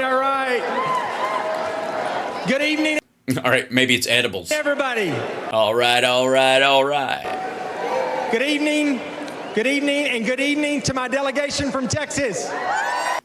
All three of you. I like to say good evening 3 times. It's sort of a tick. It might be a side effect of some of the drugs that I used or maybe don't use. I don't know if it's a side effect of using them or stopping using them. I think Random Johnson works very well as a nickname for him. I gotta say. If I'm gonna come up with one, yeah. Dr. Jellyfinger also works, I suppose, if we're gonna go with that crowd. So here we go. Yeah. Why is that not going through there? Hold on. Is that playing through there? Nope. What is wrong with you? Well, maybe it has to go through the thing. I hate that. There we go. Boom. And this thing, and use this as a... Okay. Let's go to... Really? No? Okay. Just going through the... Oh, maybe it's not hooked up right. I'm sorry. I thought I was going to have Dr. Jellyfinger, but we'll work it. My name is Dr. Ronnie Jackson. Sorry, you're Dr. Random Johnson. And I'm the congressman from the 13th Congressional District of the great state of Texas. So you're from Texas. You should have mentioned that earlier when you were saying good evening 3 times. I think that's a side effect. Woohoo! Mass deportations now. Papers, please law. Nothing is less Germanic than that. Prior to being in Congress, I served on active duty in the Navy for 25 years. I was a Navy deep sea diver, an emergency medicine doctor, and a combat physician in Iraq. During that time, I also had the distinct privilege of serving for 14 years as White House physician.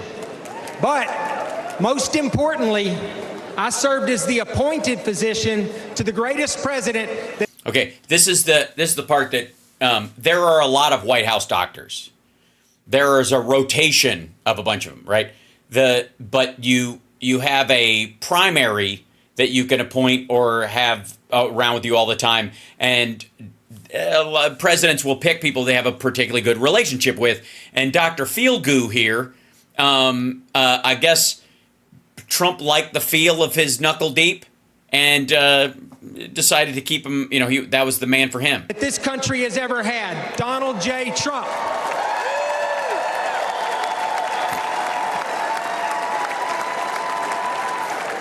And not only that, but now I can say I served a president who literally took a bullet for our country. Or a piece of glass, but sure.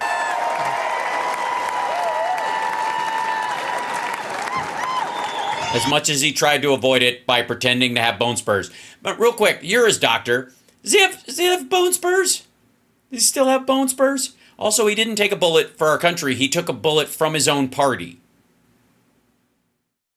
Just for the record, you know what I mean? Because the idea would be if you took it for the country is the idea that you're running for something and the other side doesn't want you to do that thing. So the other side took a shot at you and therefore you, all right, yeah. Sorry, someone said Housebarks is socialist or capitalist? Dumb question. I'm a capitalist. President Trump and I have been through a lot together over the years, but I have never, ever been prouder of his leadership than I was last Saturday. Why? What leadership did he show? He endangered the lives of his detail and the people around him.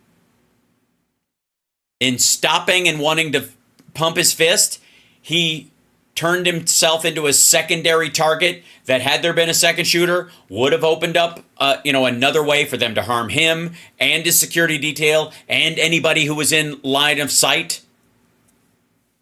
Why is that leadership? Leadership would be you have your detail, you're on top of it. You coordinate with your campaign and the Secret Service to do everything possible, right? Past the, even past the perimeter. And then if something goes down, you've already got a plan in place and you follow that plan to the letter so that no one else can possibly get harmed. instead of going, wait, fist in the air, take a picture of this, get a picture of me with blood on my face so that I can sell this on shoes later. I don't give a fuck. If they shoot now, they're just going to hit you guys. His warrior spirit and his display of will to keep fighting for Wheel? He had wheels? Is that why his shoes fell off? our country. His display of wheel? Even after getting shot down as an He fell down. He hid, which is what you're supposed to do. like I'm not blaming him for that, but he didn't get shot down. He didn't get. You don't think he actually got like blasted out of his fucking shoes? Will go down as an all-time moment in American history. An all-time moment. All right, sure. Yeah, fuck you, Lincoln. Screw you, JFK. The hell with the Nixon resignation. This is an all-time moment. I know firsthand from my time at the White House what his butthole looks like up close. That being a president is an unrelenting 24/7 job. If it is, we're in deep shit because it should relent and no one should work 24/7. You should be available, I guess, 24/7 within reason. But if you were keeping him doped up so he was awake all the time, it's starting to that would explain some of his dumber decisions because no one can make reasonable decisions while they're sleep deprived. Time off truly just doesn't exist. Yes, it does. He golfed more than any president in history. If time off doesn't exist, how is it that the U.S. taxpayer paid over 350 years worth of presidential salary to take him golfing? What are you talking about? Of course time off exists. Our president needs to make clear and decisive decisions in a moment. Which is why he slept until 11 and stopped working at 6. Moment's notice. And golfed all the time. When the phone rings in the middle of the night, the president must be ready. No, he should wake up and respond. No one's ready for a 3 a.m. call. If you were, you'd never get any sleep. Unfortunately, our current president is not ready for that call. Let's not kid ourselves. Father Time has not been kind to Joe Biden. Really? And it's treating... You do realize Trump is falling asleep right in front of you right now. In the daytime. In a church where people worship him. And China, Russia, Iran, and North Korea... They are on different time zones. They do not respect Biden's 10 a.m. to 4 p.m. schedule. Yeah, well, he's just not going to get a meeting then, I guess. Fuck him. And we would not be in this situation were it not for Joe Biden's staff and his family. They should have compassion for him and prioritize his health and our country's security. But they have put their own interest above America's interest. Perhaps the greatest blame lies with his own Vice President, Kamala Harris. Why? She has not been truthful with us. She has lied to us. Oh, well, I mean, you should be able to compare it to something, I would guess. You know what I mean? One term to one term. Well, here's a good idea.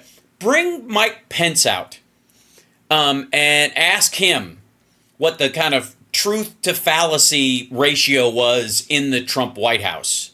Both, and not, by the way, not just about policy, but about Trump's fucking health. And I have to say, why would you not have the doctor's report about his ear just be public knowledge? Can't be that bad, right? Did they take his blood pressure and it just fucking pegged the needle and they're like, oh, fuck. Is that why? She has put party above country, and she is as unfit in character as Joe Biden is in body and mind. You have a bunch of people in the audience who have Post-it notes on their ears. By the way, same people who wore purple Band-Aids to mock John Kerry's Purple Heart, so fuck them.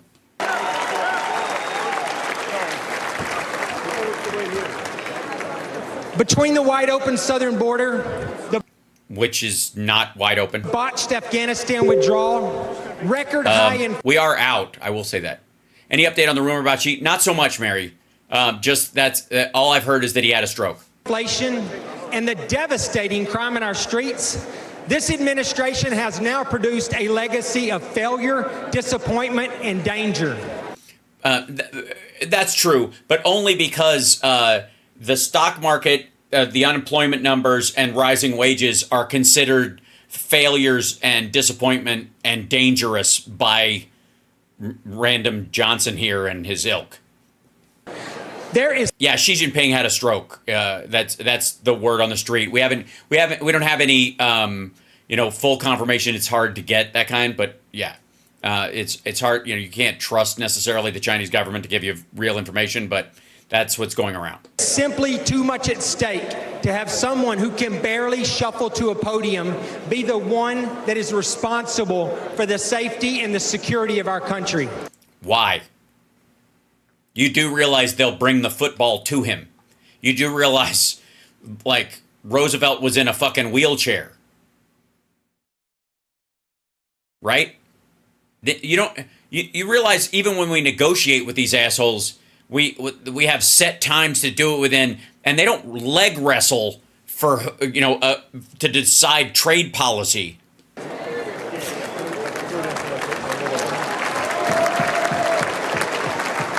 Every second that Joe Biden remains in the White House, this country becomes less safe. Well, then why aren't we he's been in there for a lot of seconds. Jesus, how safe did we start? In the middle of COVID. However, under President Trump's leadership, we will restore our standing on the world stage. What is our standing on the world stage? You mean right next to Putin? I'm sorry. Donald Trump's standing on the world stage was bent over. You of all people should know what that view looks like. We'll bring back our great economy we had. Sorry, what? You mean the recession that he started with his fucking unpaid for tax cut? And COVID, which he let run amok, which was going to disappear with the fucking sunlight? What are you talking about?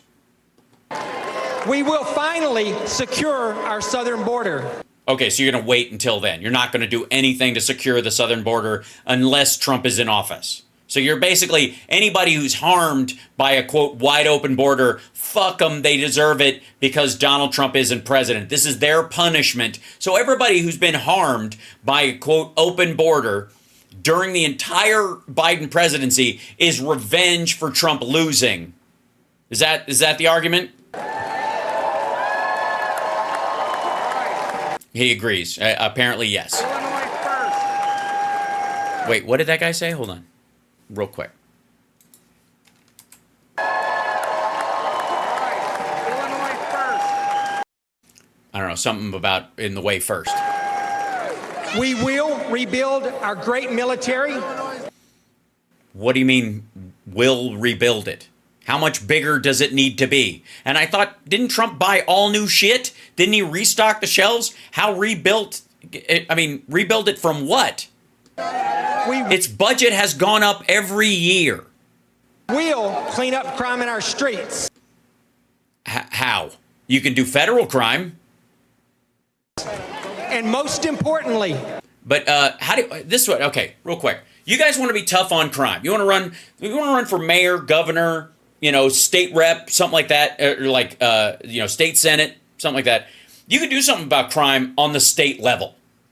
Yes, crime is down. I'm not talking. There are far too many people that in my chat room, by the way, that are reasonable and are addressing this as a real topic. I would like to say, for the record, in deference to the random Johnsons of the world, I would like to address in terms that they could, possibly grasp, and that's that they are, including him, they're all running for federal office, and the only jurisdiction they have any control over is federal crimes.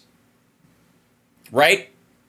They can't tell states how to punish someone. They can't enforce a national there's no like mandatory minimums on a national level that override a state, right? They can't do any of that shit. So, and what are they doing in that response? So let's say they can only handle federal crimes. And what organization are they trying to dismantle the most? Anybody?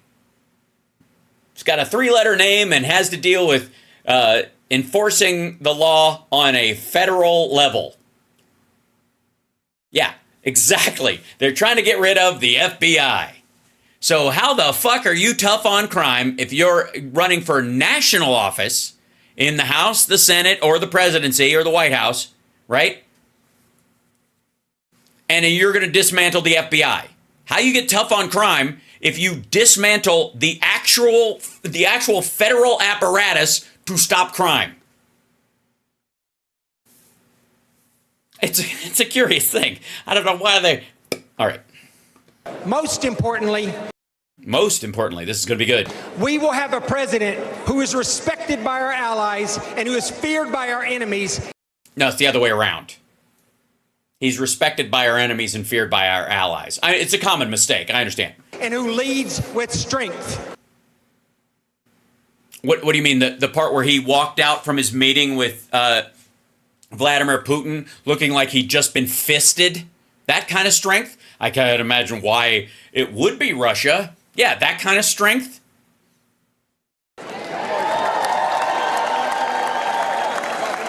What kind of strength does it say that, like, to save on international budgetary concerns, which is how much money people put into NATO, which has nothing, it doesn't go to us, it doesn't pay for us, doesn't give us any money, to make sure that you're not going to defend them if they don't put enough in, according to you, even though they would have to commit their entire military if there was a war in Europe and we don't have to? Good Lord. Let me close by saying the path forward is simple. It is very simple and well, it has to be in deference to the audience. Straightforward. Simple and straightforward. We need to make America great again. When was it great? I just need to know what your marker is, because I used to think you meant sort of the 50s, right? Sort of a weird Edward Scissorhands zone. That's when you thought America was great. Now I'm starting to think it was before suffrage. So I would like to, if you're going to make America great again, please tell me specifically what greatness you think, because I think like America's done some great shit, like post-civil rights era. You know what I mean? You could argue that right after we start moving in that direction, that'd be good. I just have a feeling that's not what you guys are talking about at all. I think when you say, make America great again, somewhere around the 1820s, a bunch of these motherfuckers, it seems like they want the Wild West back. And we need to do everything we possibly can to re-elect Donald J. Trump as our president. Thank you all. God bless you. God bless America. And God bless Texas. Yes, and deport everyone. Deportations now. Because deporting. Chat. Lovely people. Just what's not to like. Now I'm curious. I'm running out of time. Shit. It just blazes by. It really does. Can we jump? I need to see this. I need to, because I know what I think Trump should say. Right? Specifically at his speech, right? I've got some ideas about what he should say. He's not gonna do it. Because it would involve him, copping to his relationship with Jeffrey Epstein and going through it point by point and going, yes, this day I called him because I was interested in this blonde that was in a picture that he had shown me on his phone. And this day I called him because he's the one who set me up with Melania, and he had some video of me that if I didn't marry her, he was going to show to some people like that. I would say that. But I don't think that's how Glenn Beck is going to think I don't think that's what Glenn Beck's expecting him to say or would want him to say. Let's find out, shall we?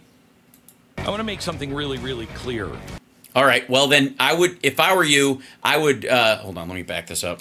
The only one. Hold on. He goes, let me back this up. I want to make something really, really clear. Right. So you should probably have someone else say it, Ben. The only one to blame for this assassination is the shooter. Okay, first of all, it wasn't an assassination. It was an attempted assassination because I don't think this guy was shooting past Trump at people in the stands and that he meant to kill Comparator or maybe he failed to kill the other two people he wounded. This was an attempted assassination of Trump. Now, I understand, Glenn, why you want to make this all about the shooter, because it's very uncomfortable for you to have to admit that there was a failure in the Secret Service, because then you'd have to answer for all your conspiratorial prepper bullshit, because this is red flags all over the fucking place, but these red flags don't serve you. So you would rather pull up the red flags and not, that are showing you that there are mines around so you can hide them, because you're an asshole. That's why. You want to blame just the shooter and nobody else and pretend that there was that normally everyone around you is jumping through their fucking shirts to argue that this was a giant conspiracy of something. He's the one who tried to shoot the president with the facts that we know right now. Oh, okay. So there's a chance. So you're saying there's a chance that you might revise your conspiracy later? Great. I am. By the way, usually conspiracies don't work when you get more details. Also, yes, I don't know what the line on his forehead is. None of us know. We think it's facelift scars. We're not sure. Maybe they tried to laser his forehead lines and failed. Bringing up the president and the left's rhetoric for a couple of reasons. To say you blame the shooter, but then kind of lay it off on everybody else and say it's actually the left drove the right-wing shooter to take a shot at Trump? Something like that? Did it play a role? Absolutely. Are they responsible? What do you mean, absolutely? How do you know? Don't say absolutely. There's been no evidence that anybody's rhetoric played a part of it. For it? Well, I want to get into that. Yeah, you should. Yeah, you just said no one's responsible for it except the shooter, and yeah. Just a second. Yeah, just a second. But the rhetoric has been nonstop that this guy is Hitler, that has to be eliminated. No. Nope. Fuck you. No. The nonstop stuff is about him being fascist and want to institute fascism. And everybody's talking about voting him out. This idea that he needs to be eliminated is your fucking language. He's a Hitlerian. He had a copy of Hitler's speeches on his nightstand, according to his ex-wife, who he buried on a golf course with no headstone. Fifth Reich, he is going to round people up just like... He literally has said that's exactly what they're going to do. That's not an accusation, dumb fuck. Hitler did. That plays a role in unstable heads. Not in this one, though. Maybe it does, but so far it hasn't. Okay, but because insofar as we know, the guy who shot at him, if it played any role, the discussion about what he was going to do or just declaring that he was going to round people up, is that apparently he wasn't going to do it fast enough or to enough people.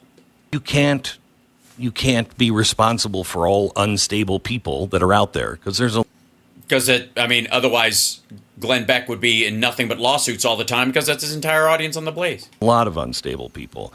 And enough about Pat Gray, though. But you can watch your language. Fuck you. Here's what I think really happened with this kid, and I'm just... Yeah. Tell us what you really think happened with this kid who's 20 years old and, could have been a year into Vietnam if this was a different year. Yes. Different decade. This kid is being pumped full of all kinds of bad ideas. Yes, it's called, I think, Project 2025. I think it's what do you mean? You think he watches The Blaze? Is that what we're about to find out? In school. He is being pumped full of all kinds of bad ideas in the media and social. First of all, he's not on social media. That's one of the weirder things about him. Social media. He is also seeing that you're really kind of a hero if you, are part of BLM and you burn a city down. Well, then why is he a registered Republican then? Why did he vote Republican in 2022 in the midterms, but didn't vote in the primaries where people think he was, the rat fucking was going on? If you're on the right side, there is no trial for you. There's no problem. In fact, the vice president will bail you out.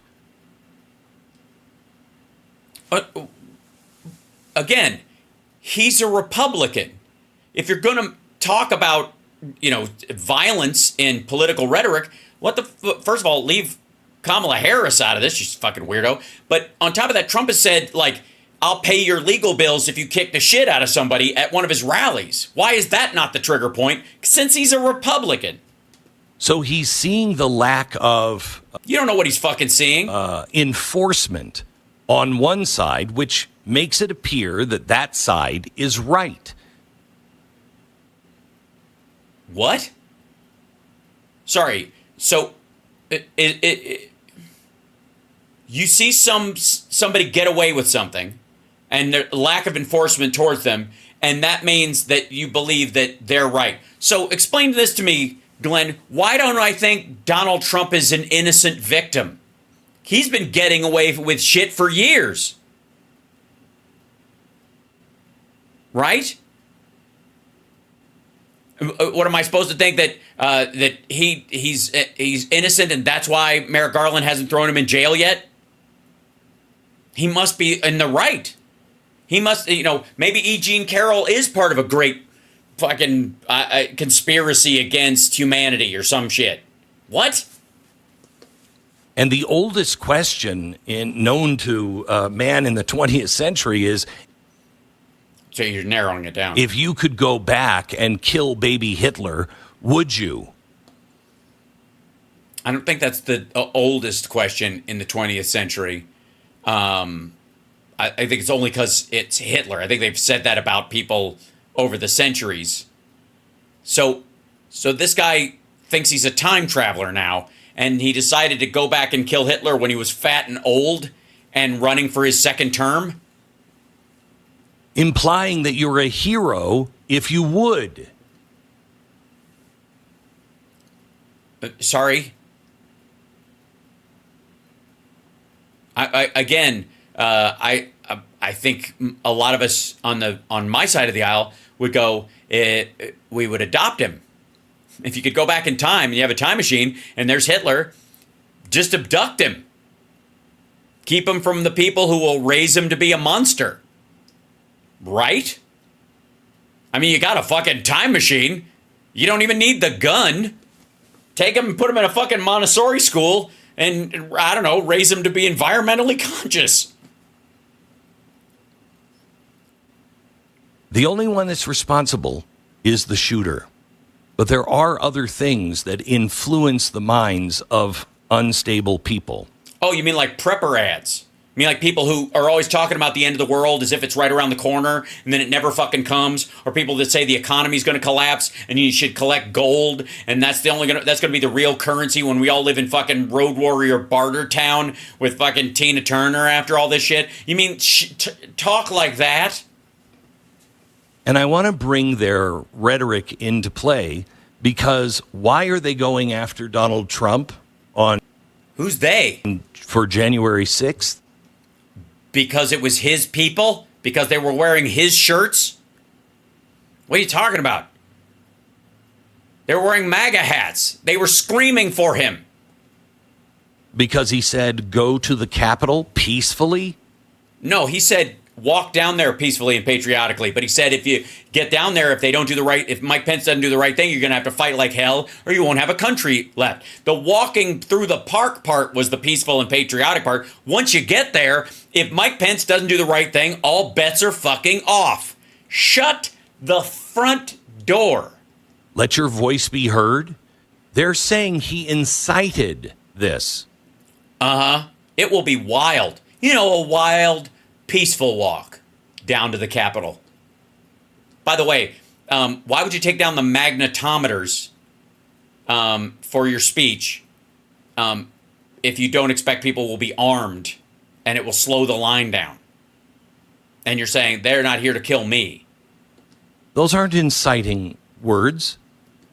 Yeah, in the same way that a mobster, when he goes, I think you should take Johnny fishing, isn't him telling them to throw the guy in the fucking ocean with cement shoes on. Get the fuck out of here. Inciting words are much more like... yeah, go for it. Let's bring. But what are they like? What are they like? It's time we put a bullseye on Donald Trump, and Donald Trump is Hitler, who has to be eliminated. Eliminated? Now, I don't think that... So, you're just not going to quote Marjorie Taylor Greene or Steve Bannon, but, tip of the spear, armor-piercing shell, none of that shit? Joe Biden meant the bullseye thing, just like Sarah Palin didn't mean the crosshairs. But no, she put a picture of a crosshair specifically. If you're going to be consistent, if you're going to be morally consistent...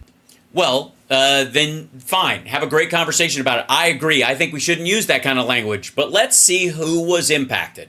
Who was listening to who and who acted on whose words? Did a registered Republican take a shot at Donald Trump who had voted Republican in an election? Not during a primary where he was rat fucking and trying to shift who could be the candidate for the presidency or any of that stuff. But somebody who actually voted for Republican candidates. Who would that person be listening to when someone says bullseye and the other person says bloodbath? Which one is he going to take seriously? If you're actually outraged by crosshairs, then you should be outraged by bullseye. Well, the difference would be in the bullseye thing was in a conversation, ended up in an article, a private call. Whereas, insofar as I know, unless he said it elsewhere also, but Trump actually, they printed out, Sarah Palin printed out pictures with the crosshairs on them and talked about, by the way, in the same fucking week, in the very same, conversational, like in whatever, like a month time span, was saying we need a Second Amendment solution. There's a Second Amendment solution for these problems. And if you think somebody's rhetoric can actually cause people to go to the Capitol and tear it apart. Right. Well, then you should be concerned about the rhetoric of this guy's Hitler that has to be eliminated. Yeah, the problem you have is, again, both groups, both the ones that he apparently told to walk down there peacefully and patriotically, but they didn't listen to him. They attacked the fucking building and tried to murder Mike Pence because he didn't say walk down there and hang Mike Pence, but a bunch of them sure as fuck were ready to. Right? And again, this has nothing to do with us. And if you want to be morally consistent... Tell you what, I have been... very morally consistent in that I don't even like to use the word fight when we're discussing a fucking political argument. But this ain't us. This guy was not a Democrat. He was not on our side of this. Because you're trying that guy, shouldn't you be trying this president as well? No. Because the person that acted on these things was not on this president's side. He was further to the right of Donald Trump. Again, Alex Jones recently said on his program that if somebody was to kill Trump, it would start a revolution that they could take advantage of. It would be a perfect maggot helter-skelter moment. If anything could set somebody like this off to try and take a pot shot at Trump, that would be it. It wouldn't be a fucking closed phone call amongst Democrats where the word, bullseye was used. Is anybody on the left beginning to see the problems with the Republican Party and your own supporters trying to shoot your own candidate? Yeah, I'd say that's a problem. With the cases that they have brought? No. Hey, real quick. What if you find out that this guy is a dyed-in-the-wool Republican, but the whole reason he did this shit was because he saw the Epstein documents that came out and realized that Donald Trump is a fucking sexual predator and just had enough. So is DeSantis to blame for signing the law that releases the documents that causes this guy to do it? And can you tamp down rhetoric around that? Is it possible? Is it, or is this just a problem we have with quote unquote vigilante justice? Because again, this guy ain't a fucking Democrat. So here's what I hope the president would say. First of all, I don't think I've seen former president a bigger act of courage in my lifetime from a president to stand up and insist that he can look at the crowd. Again, you don't give a fuck about the people around you. You don't know there's not another shooter there. This isn't bravado. This isn't strength. This isn't, courage. This is ego. Make an opening for me so I can see the crowd, and to raise his fist and say fight. Now, I know a lot of people on the left, they want to say, well, see, he's going for violence. No. Yeah. Well, here's the thing. This motherfucker didn't even know who took a shot at him, and he wants to fight it. Well, if you guys want to fight amongst your fucking selves, I don't know what to tell you. You're already doing it. Fight for what you believe in. Oh, so put a bullseye on somebody because you're focusing on them. Stop being mealy-mouthed about it. Stand up. Or, I guess, lay down and fucking crab crawl across a roof. Again, who the fuck are you fighting? Stand up. Fight at the ballot box. Yeah, that's what he meant. That's why he yelled fight instead of vote. Well, again, what the fuck are you talking about? Stand up and stop just being plowed under. Is that what the people at his rally are doing? By lies. Fight. You darn right. No, you're not. Fight who? Again, it was a Republican who shot at him, you dumbass. You darn right. Yeah, darn right. I thought it was an amazing moment. That's because you're an idiot and you don't give a fuck about any of the people who got shot or died or were wounded at the place or about his own fucking Secret Service detail who would, take a fucking bullet in the side or in the neck or in their head because he wants a fucking pose. However. Also, why couldn't he done that later? You can't stick your fist in the air when you leave the fucking hospital or when you show up at the event?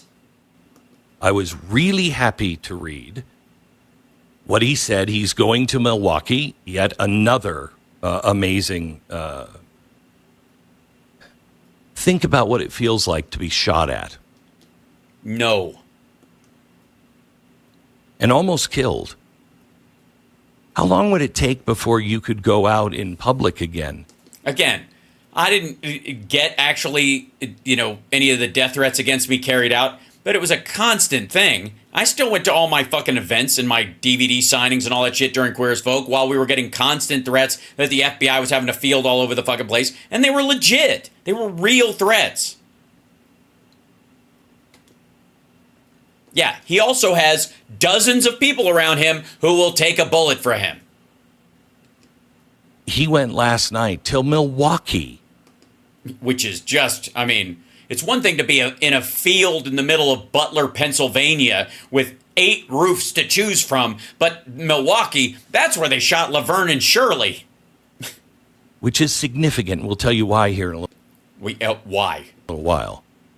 He goes to Milwaukee, and he's on the ground, and he says he's changing the theme of the convention that's happening this week. He didn't. No, he isn't. He said he was changing the tenor of his speech, and so far we haven't seen that. And other people are like, sorry, wrong speech in the teleprompter. Changing it to unity, to peace. He didn't say peace. He said unity, which to him means uniting the Republican Party, not the country. He didn't say peace. Get the fuck out of here. I would hope the president will come out and former president say something along the lines of, we're standing here today because oh my God, this motherfucker. America is resilient. A few days ago, somebody tried to kill me. This is his first draft. Don't judge. But by God's grace, that bullet only grazed me. And by God's grace, it killed a father of 2. Thanks, God. Nothing says God was protecting me more than in the act of protecting me, he had to take someone else. Thank you, Lord, for taking him and not me. Shut the fuck up. Oh, my God. But it is a stark reminder of the divisions and the anger that we see today in the Republican Party. So I would like to bring up Mitch McConnell and give him a big hug and apologize for making racist Chinese slanders against his wife, or apologize to Ted Cruz for making him grovel after shitting all over his wife. And I'm going to take back all my nicknames that I did for everybody. That was just mean. I've learned my lesson, and we all need to bury the hatchet. And I'm going to make Nikki Haley my vice president. So, fuck that. And we're at a critical moment. And when you have a bullet whiz by your head. Yeah, I wouldn't use the word whiz in a speech. And not just because when Trump, if he ever says whiz, he actually does. There's 2 ways to go. There's 2. If you're dumb, if you're a binary idiot. One is vengeance and the other is unity. Or I guess you could withdraw. I guess you could also just kind of stagnate. You could just kind of hold in place, or you could even, consider options about case by case how to deal with different variant relationship. You could go back to being a full human. Fuck it. Either kill them or have them, force them to kiss your ass. And our nation is divided. Trust is low. In the Republican Party. In our neighborhoods, in the media, everywhere. And so I'm here today to call out Glenn Beck and his ilk for fucking with America. But let me echo the words of... oh, dear. RFK, when not the junior. Martin Luther King was shot. What we need in the United States is not division. What we need in the United States is not hatred. What we need in the United States is not violence or lawlessness, but it is love and wisdom and compassion toward one another. Yeah, you're still expecting Donald Trump to say these words? You do realize that if he says those words in that order, his lips catch fire. America is the land of the underdog, of the little guy.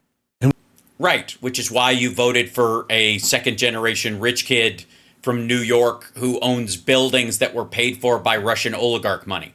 Yeah, sorry, you were saying something about little guy. We've always been that way. Mm-hmm. The bullied, the ostracized, the little guy with the Demolition Ranch T-shirt. But when I say fight, what I mean is the little guy needs to rise up. And take down the big guy. Make sure your voice is heard, to be not afraid. We need to fight, but not with violence. We fight with our words. We fight on the streets with our words. Again, fighting on the streets with our words. Again, I would redraft this. I would start from... You had to have at least one moment where you pulled the paper out of the typewriter and crumpled it up like an old movie and threw it in the trash can, right? I mean, you're Glenn, so you missed, but... With our actions. And we need to stand up and show what America really means, to stand up against the fear and intimidation. Within the Republican Party? Remember, America was built on the idea that all men and women are created equal. Men originally, but in a mankind kind of a way. Also, it required fighting in the streets. So again, not a good parallel to draw. With unalienable rights, life. Inalienable. Liberty, pursuit of happiness. They're not just words. They are to, I mean, you don't think they apply to women. Are the foundation of this country. Beginning today, let's show the rest of the world what it means to be American. Yeah, again, I got to tell you, I don't think this is going to land with Trump world. I'm sure they'll pat you on the head and say thanks, but they're not reading any of this. If you believe that America is an exceptional place, let me hear you holla. Then it's the people that make it that way. Yeah, but obviously, according to Republicans, not all of them. As a matter of fact, the rest of us are a fucking drag.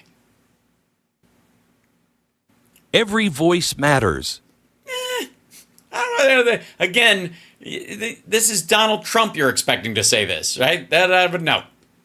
Every citizen matters. No, okay, again, wrong fucking convention. Stand up for the principles in our Bill of Rights. Defend the truth with integrity and courage. Oh, yeah. Also, integrity is not going to... They're going to strike that one. That one's going to get a Sharpie line straight through it. I'm just letting you know. I mean, I appreciate the effort. We all do, Glenn, but they're going to go, integrity. That's adorable. Forgive others. Be more like Jesus, the hippie. Without compromising our values. Well... Yeah, but Trump doesn't believe in that he needs forgiveness, so why would he believe other people deserve it? I would hope the president would say, join me now in a different fight. Not with guns, but with ideas. Yeah, again, the Democrats are. There's legislation on the line, policies. With hatred, but with understanding. Yes. You understand we're going to round up all the brown people and kick them out of the country, right? You understand that Charlie Kirk here sees a black pilot and thinks he's a DEI hire and doesn't want to be on the plane, right? You understand that, right? That's the kind of understanding you can get at the RNC. To begin to write a new chapter in our history. Aren't we always? Let's rise above our differences and find our e pluribus unum, our common ground again. Yeah, but after you round up a bunch of people with the Papers, Please law and end interracial and gay marriage and women's rights, right? Obviously, that the e pluribus unum thing will happen, but it's got to, after you've done the purge. Because I do believe that all Americans should not be afraid of their commander-in-chief. Well, I don't know that they are. First of all, he's the former commander-in-chief, so he's not. And I also don't think I mean, fine, here's a good idea. Why don't you start by not shit-talking Joe Biden for a week? See if you can make that happen. I think that's the solution. Live by example, dumb fuck. Because I'll tell you what, verbally, I'll stomp a mud hole in you and march it dry. But I do it with a plum and charm and a genuine sense of humanity that goes beyond my disagreements with everybody. I cannot say the same for you and for Stu and for fucking Pat Gray. So let me tell you this. If you expect Donald Trump or anybody like him to make a speech anywhere like this at the RNC, why don't you fucking start? Why don't you go, I'm making a pledge right now to not shit talk Joe Biden for 72 hours. Let's see if you can make it. Why, give it a try. Yeah, I know it's not going to happen. Because while you're busy telling the rest of us how to shape up, why don't you, if you think it's possible, then you must be capable. If you are afraid of the president, either on the right or the left. Yeah. Joe Biden is president right now. Yes, Joe Biden is the president. I am not afraid of Joe Biden. Joe Biden does not want a presidency to have total immunity, for example. So that's one of the reasons why I trust him more than somebody else. Donald Trump is not the fucking president. So anyways, continue. That is showing you and screaming at you the power in the Oval Office is too great. Right. Well, that's why Joe Biden's the only one of these two candidates that's arguing to limit that power. And our republic is out of balance. I agree. I mean, I have no idea why we have 2 Dakotas and 2 Carolinas. It makes no fucking sense. And that's what Project 2025 is all about. I'm sorry. The balance will be restored to our republic when women no longer have the right to vote? That's what I'm going to try to do. That's what the Supreme Court is doing. Is it? They are not empowering the seat of the presidency. Yeah, they are. I'm a president that is going to try to reduce the power of the presidency. Yeah, that's what Joe Biden has actually said fucking today. Today, asshole. That's what his reforms about the Supreme Court are. He said in an interview, I disagree that with the immunity decision. I don't think the president has this kind of immunity.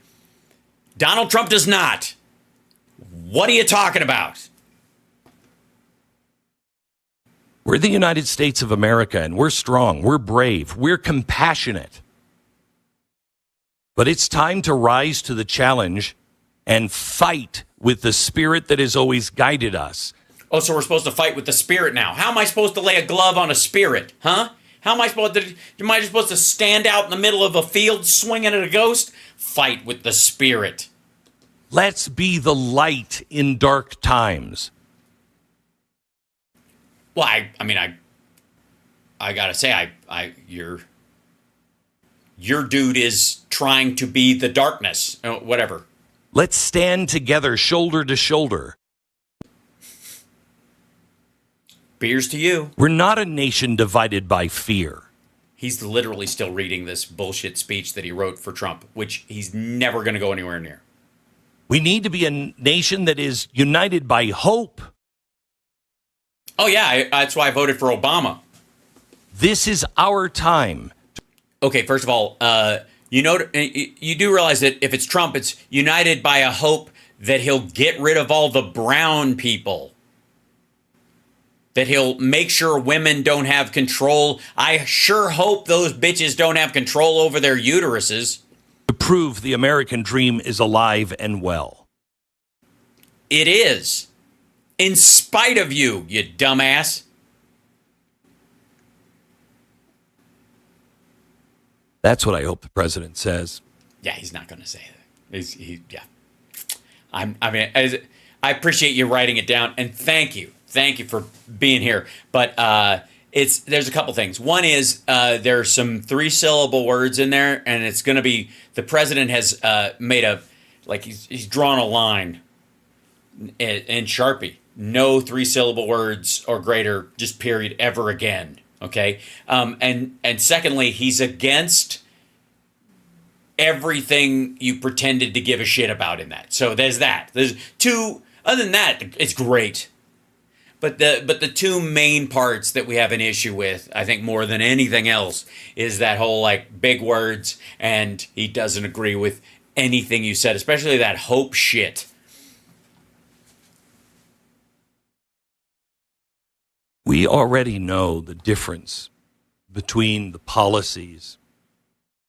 We know for the first time in my lifetime, we have two presidents, two administrations we can A-B compare. It's not like, well, will he do this? We know what he did last time. Right. We know that Trump put people on the Supreme Court that specifically removed a woman's right to choose. And now women are second-class citizens in this country because they have to choose what rights they have by what state they want to live in or have to live in. Men don't have to do that. And to you, that's a sign that you must vote for him again because he'll go further with this. He'll not only make it so that women don't have those rights in a few of the states, but indeed all of them. Because that's what they get for biting the apple. We know what Joe Biden has done this time.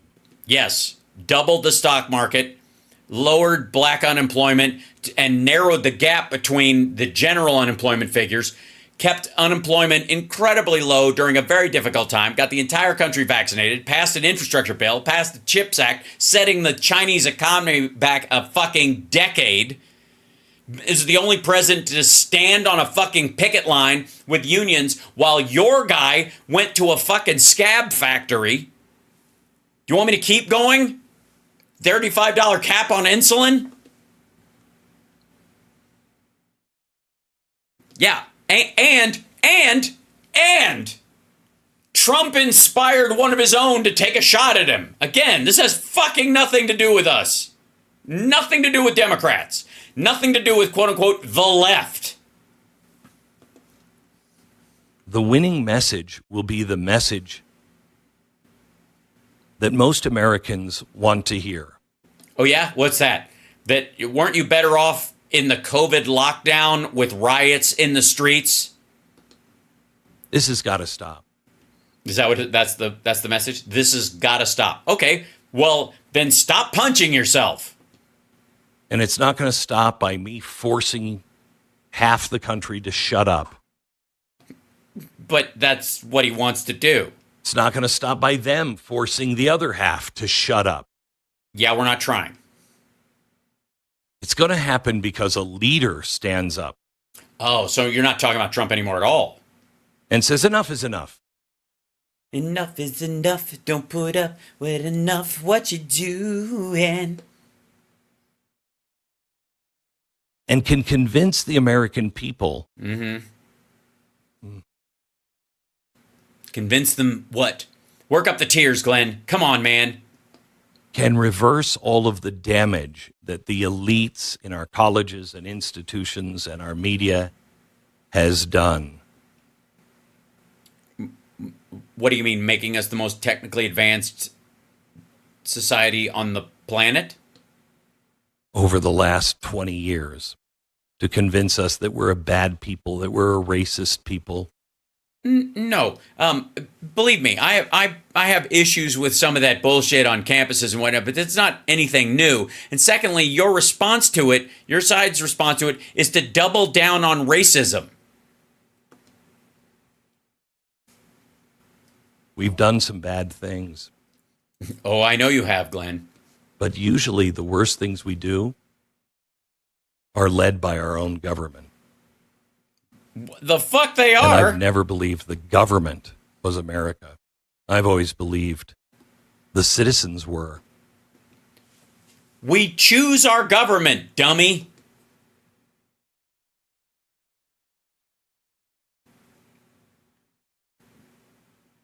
There are a couple of things that...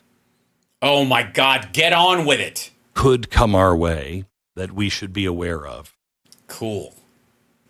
Here's the message of hope. Get ready. The most important thing is that you reach out to those who think differently. And touch me Hold me close, don't ever let me go. More than words is all you have to do to make it real. All right. And then you wouldn't have to say that you love me. You show them we are not the neo-Nazi fascist that they have been groomed to believe. All right. Well, then I got to tell you, that it kind of puts it soundly in your lap, dum-dum. Why don't you just try and exemplify your better nature for a while and show me what an asshole I've been. It is important today that we all reach out to somebody that doesn't agree with us, that is a friend. Yeah. First of all, obviously these aren't words Trump's saying anymore because he doesn't have any friends. But secondly, neither do you. Just say, how you doing today? Yeah, that's what it is. After a Republican shoots another Republican, reach out to somebody on the left and go, hey, how you doing? And we're going to go, you're not going to join my side, asshole. Go figure your own shit out. Yeah, I know. Our guy was shot. But I want you to know I don't hold you responsible for that. Thank you, because we're not. He was a Republican. I'm sure you were just as offended as I was. I would argue more so, dummy. We hated the guns in the first fucking place. We've been warning you about the AR-15 this whole goddamn time. All of a sudden, you're upset. Hey, why didn't you return my fucking phone call after Sandy Hook, you tit? If they weren't, move on. But most likely, any decent American was horrified by what they saw. Oh my God, and that's the end of it. Jesus Christ. Just the self-involved tat. What an asshole. Notice how it all comes back to like checking in with us to see if we're upset by, again, interfighting between Republicans. And if we're not sufficiently upset, then you call the next person on your list till you find somebody who's like, who doesn't throw back in your fucking face. Why don't you guys give a shit about AR-15s and loners and randos getting guns and rules about gun ownership and all that kind of stuff? Why don't you give a fuck about that before this, when children were being killed? How about that? How about just fucking save your lukewarm crocodile fucking tears and just take a moment to review how you responded to political violence against Paul Pelosi, how you responded to fucking Sandy Hook, how you've responded to fucking how Alex Jones has been treated because of how he attacked the families at Sandy Hook. Even after the deaths, it's one thing to not give a fuck, and it's one thing to consider yourself a Second Amendment absolutist or some shit, which is just god-awful and anti-Christian all the way. You know, that's one thing.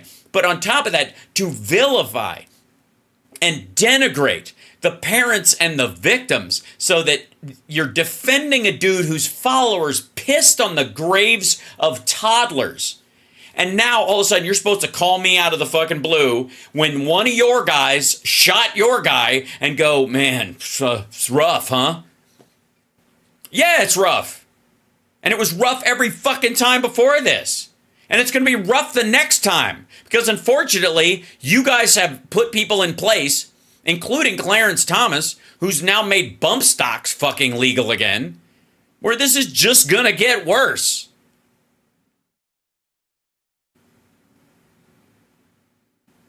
And you don't give a fuck until somebody clips Trump's ear. What the shit?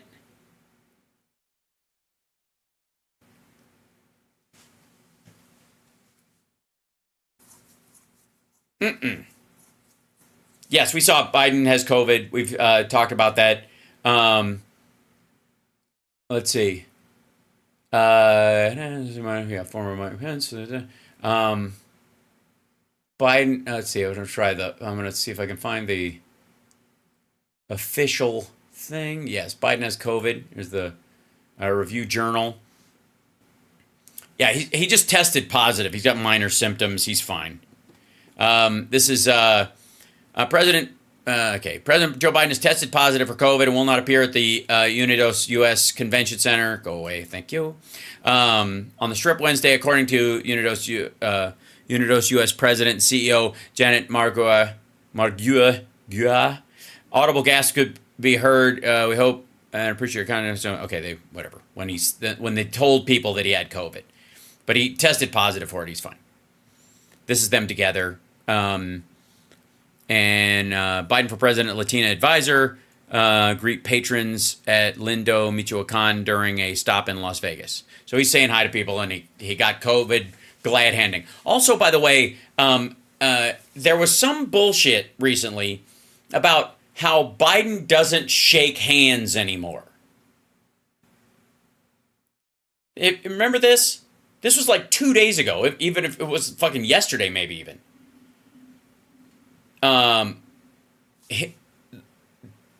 There he is. This is today even, or earlier, or later last night, I guess. Shaking hands with people at this event. It's so weird. Like, they made a big deal out of it, and there he is, fucking shaking hands. Trump is the one that doesn't want to shake hands and fist bumps and uses his elbow now and all that kind of stuff because he's fucking paranoid about it. And even then, he'll shake hands with people that he thinks can't possibly be dirty, rich people largely, who can be equally as disgusting as anybody else, I guess, but not like the regular public. And Biden was doing hardcore hugging at his NAACP speech. Yes, he was. So I'm guessing that's where he picked it up. It appears COVID has morphed into a less lethal disease. It certainly has. And if you've been vaccinated, it doesn't affect you as much. It doesn't cause your immune system to kick in and into overdrive and cause the inflammation in your lungs that was initially the reason why a lot of people died. So, again, he's jabbed and fine. Just saying. Just for the record. Yeah. He's been vaccinated. He's going to be fine. Same here. So anyways, I love you guys. You are awesome. I will see you guys tomorrow. I'm going to go out into Vegas, and then I'm going to take my son to Topgolf because he's been wanting to go. And so I've made a reservation so we could go to Topgolf because my kid wants to have macaroni and cheese and hit golf balls on the third story of a building. So that's what we're going to go do. So anyways, I appreciate you guys. Thank you so much for joining me. Thank you for your support. Thank you for the super chats, JD, Christy, Fred Bear, and others. Pam, thank you so much. Happy 42nd anniversary to Pam and Steve. Oh, that's awfully sweet. Happy 42nd anniversary, you guys. That's really sweet. Good for you. Barbara, thank you as well. Moms Russo, also thank you. I get to meet you in Atlanta. That's very exciting. And JT, thank you so much for the super chat. He goes, thank you, Hal, for being a closeted gay man when I saw you on QAF. Gave me hope for my future. Now I'm a 43-year-old openly gay man in a loving relationship, and you're giving me hope again with this election. Know you make a difference. Thank you so much, JT.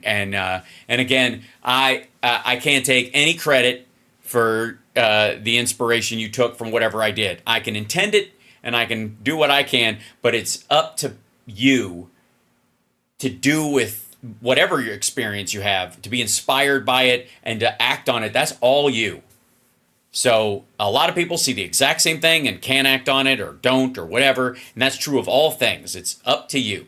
So I appreciate your words, but I want to say congratulations to you for the strength that you found on your own, and that's what brought you to the loving relationship that you are in right now, and I'm very proud of you. So that... yeah, it's fantastic. What? Hal's gay, I guess. I don't see that color. No, VISC, I am not gay. I played a gay character on Queer as Folk. It's, try to keep up. It's okay. It's all right. And by the way, if you watch that show, I'm very happy when people draw that conclusion because I'm a fantastic actor. So, you should, right? You should watch it and go, that dude's got to be gay. I mean, look at that. You know, that's the point, right? Right? So, I'm proud of the work, but no, I'm straight. And again, that goes to, the fact that we are, that it's not contagious. Because if it was, I'd have caught it. Right? Oh, wait, somebody's like, I'm so glad to see you you look great as a female, too. Hold on. Do I have I don't think it's in this one. No, I guess not.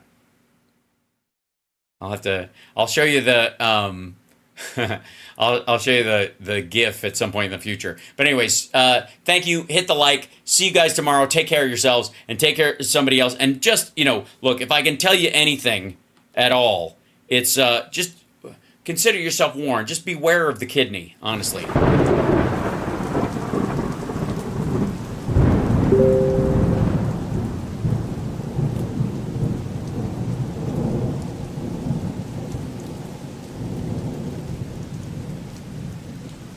You know? The kidney has a very special place in the heart. Sure. That is, that's true. I've tried to put it there several times, but it just doesn't fit. But I'm working on it. I'm working on it. See you tomorrow.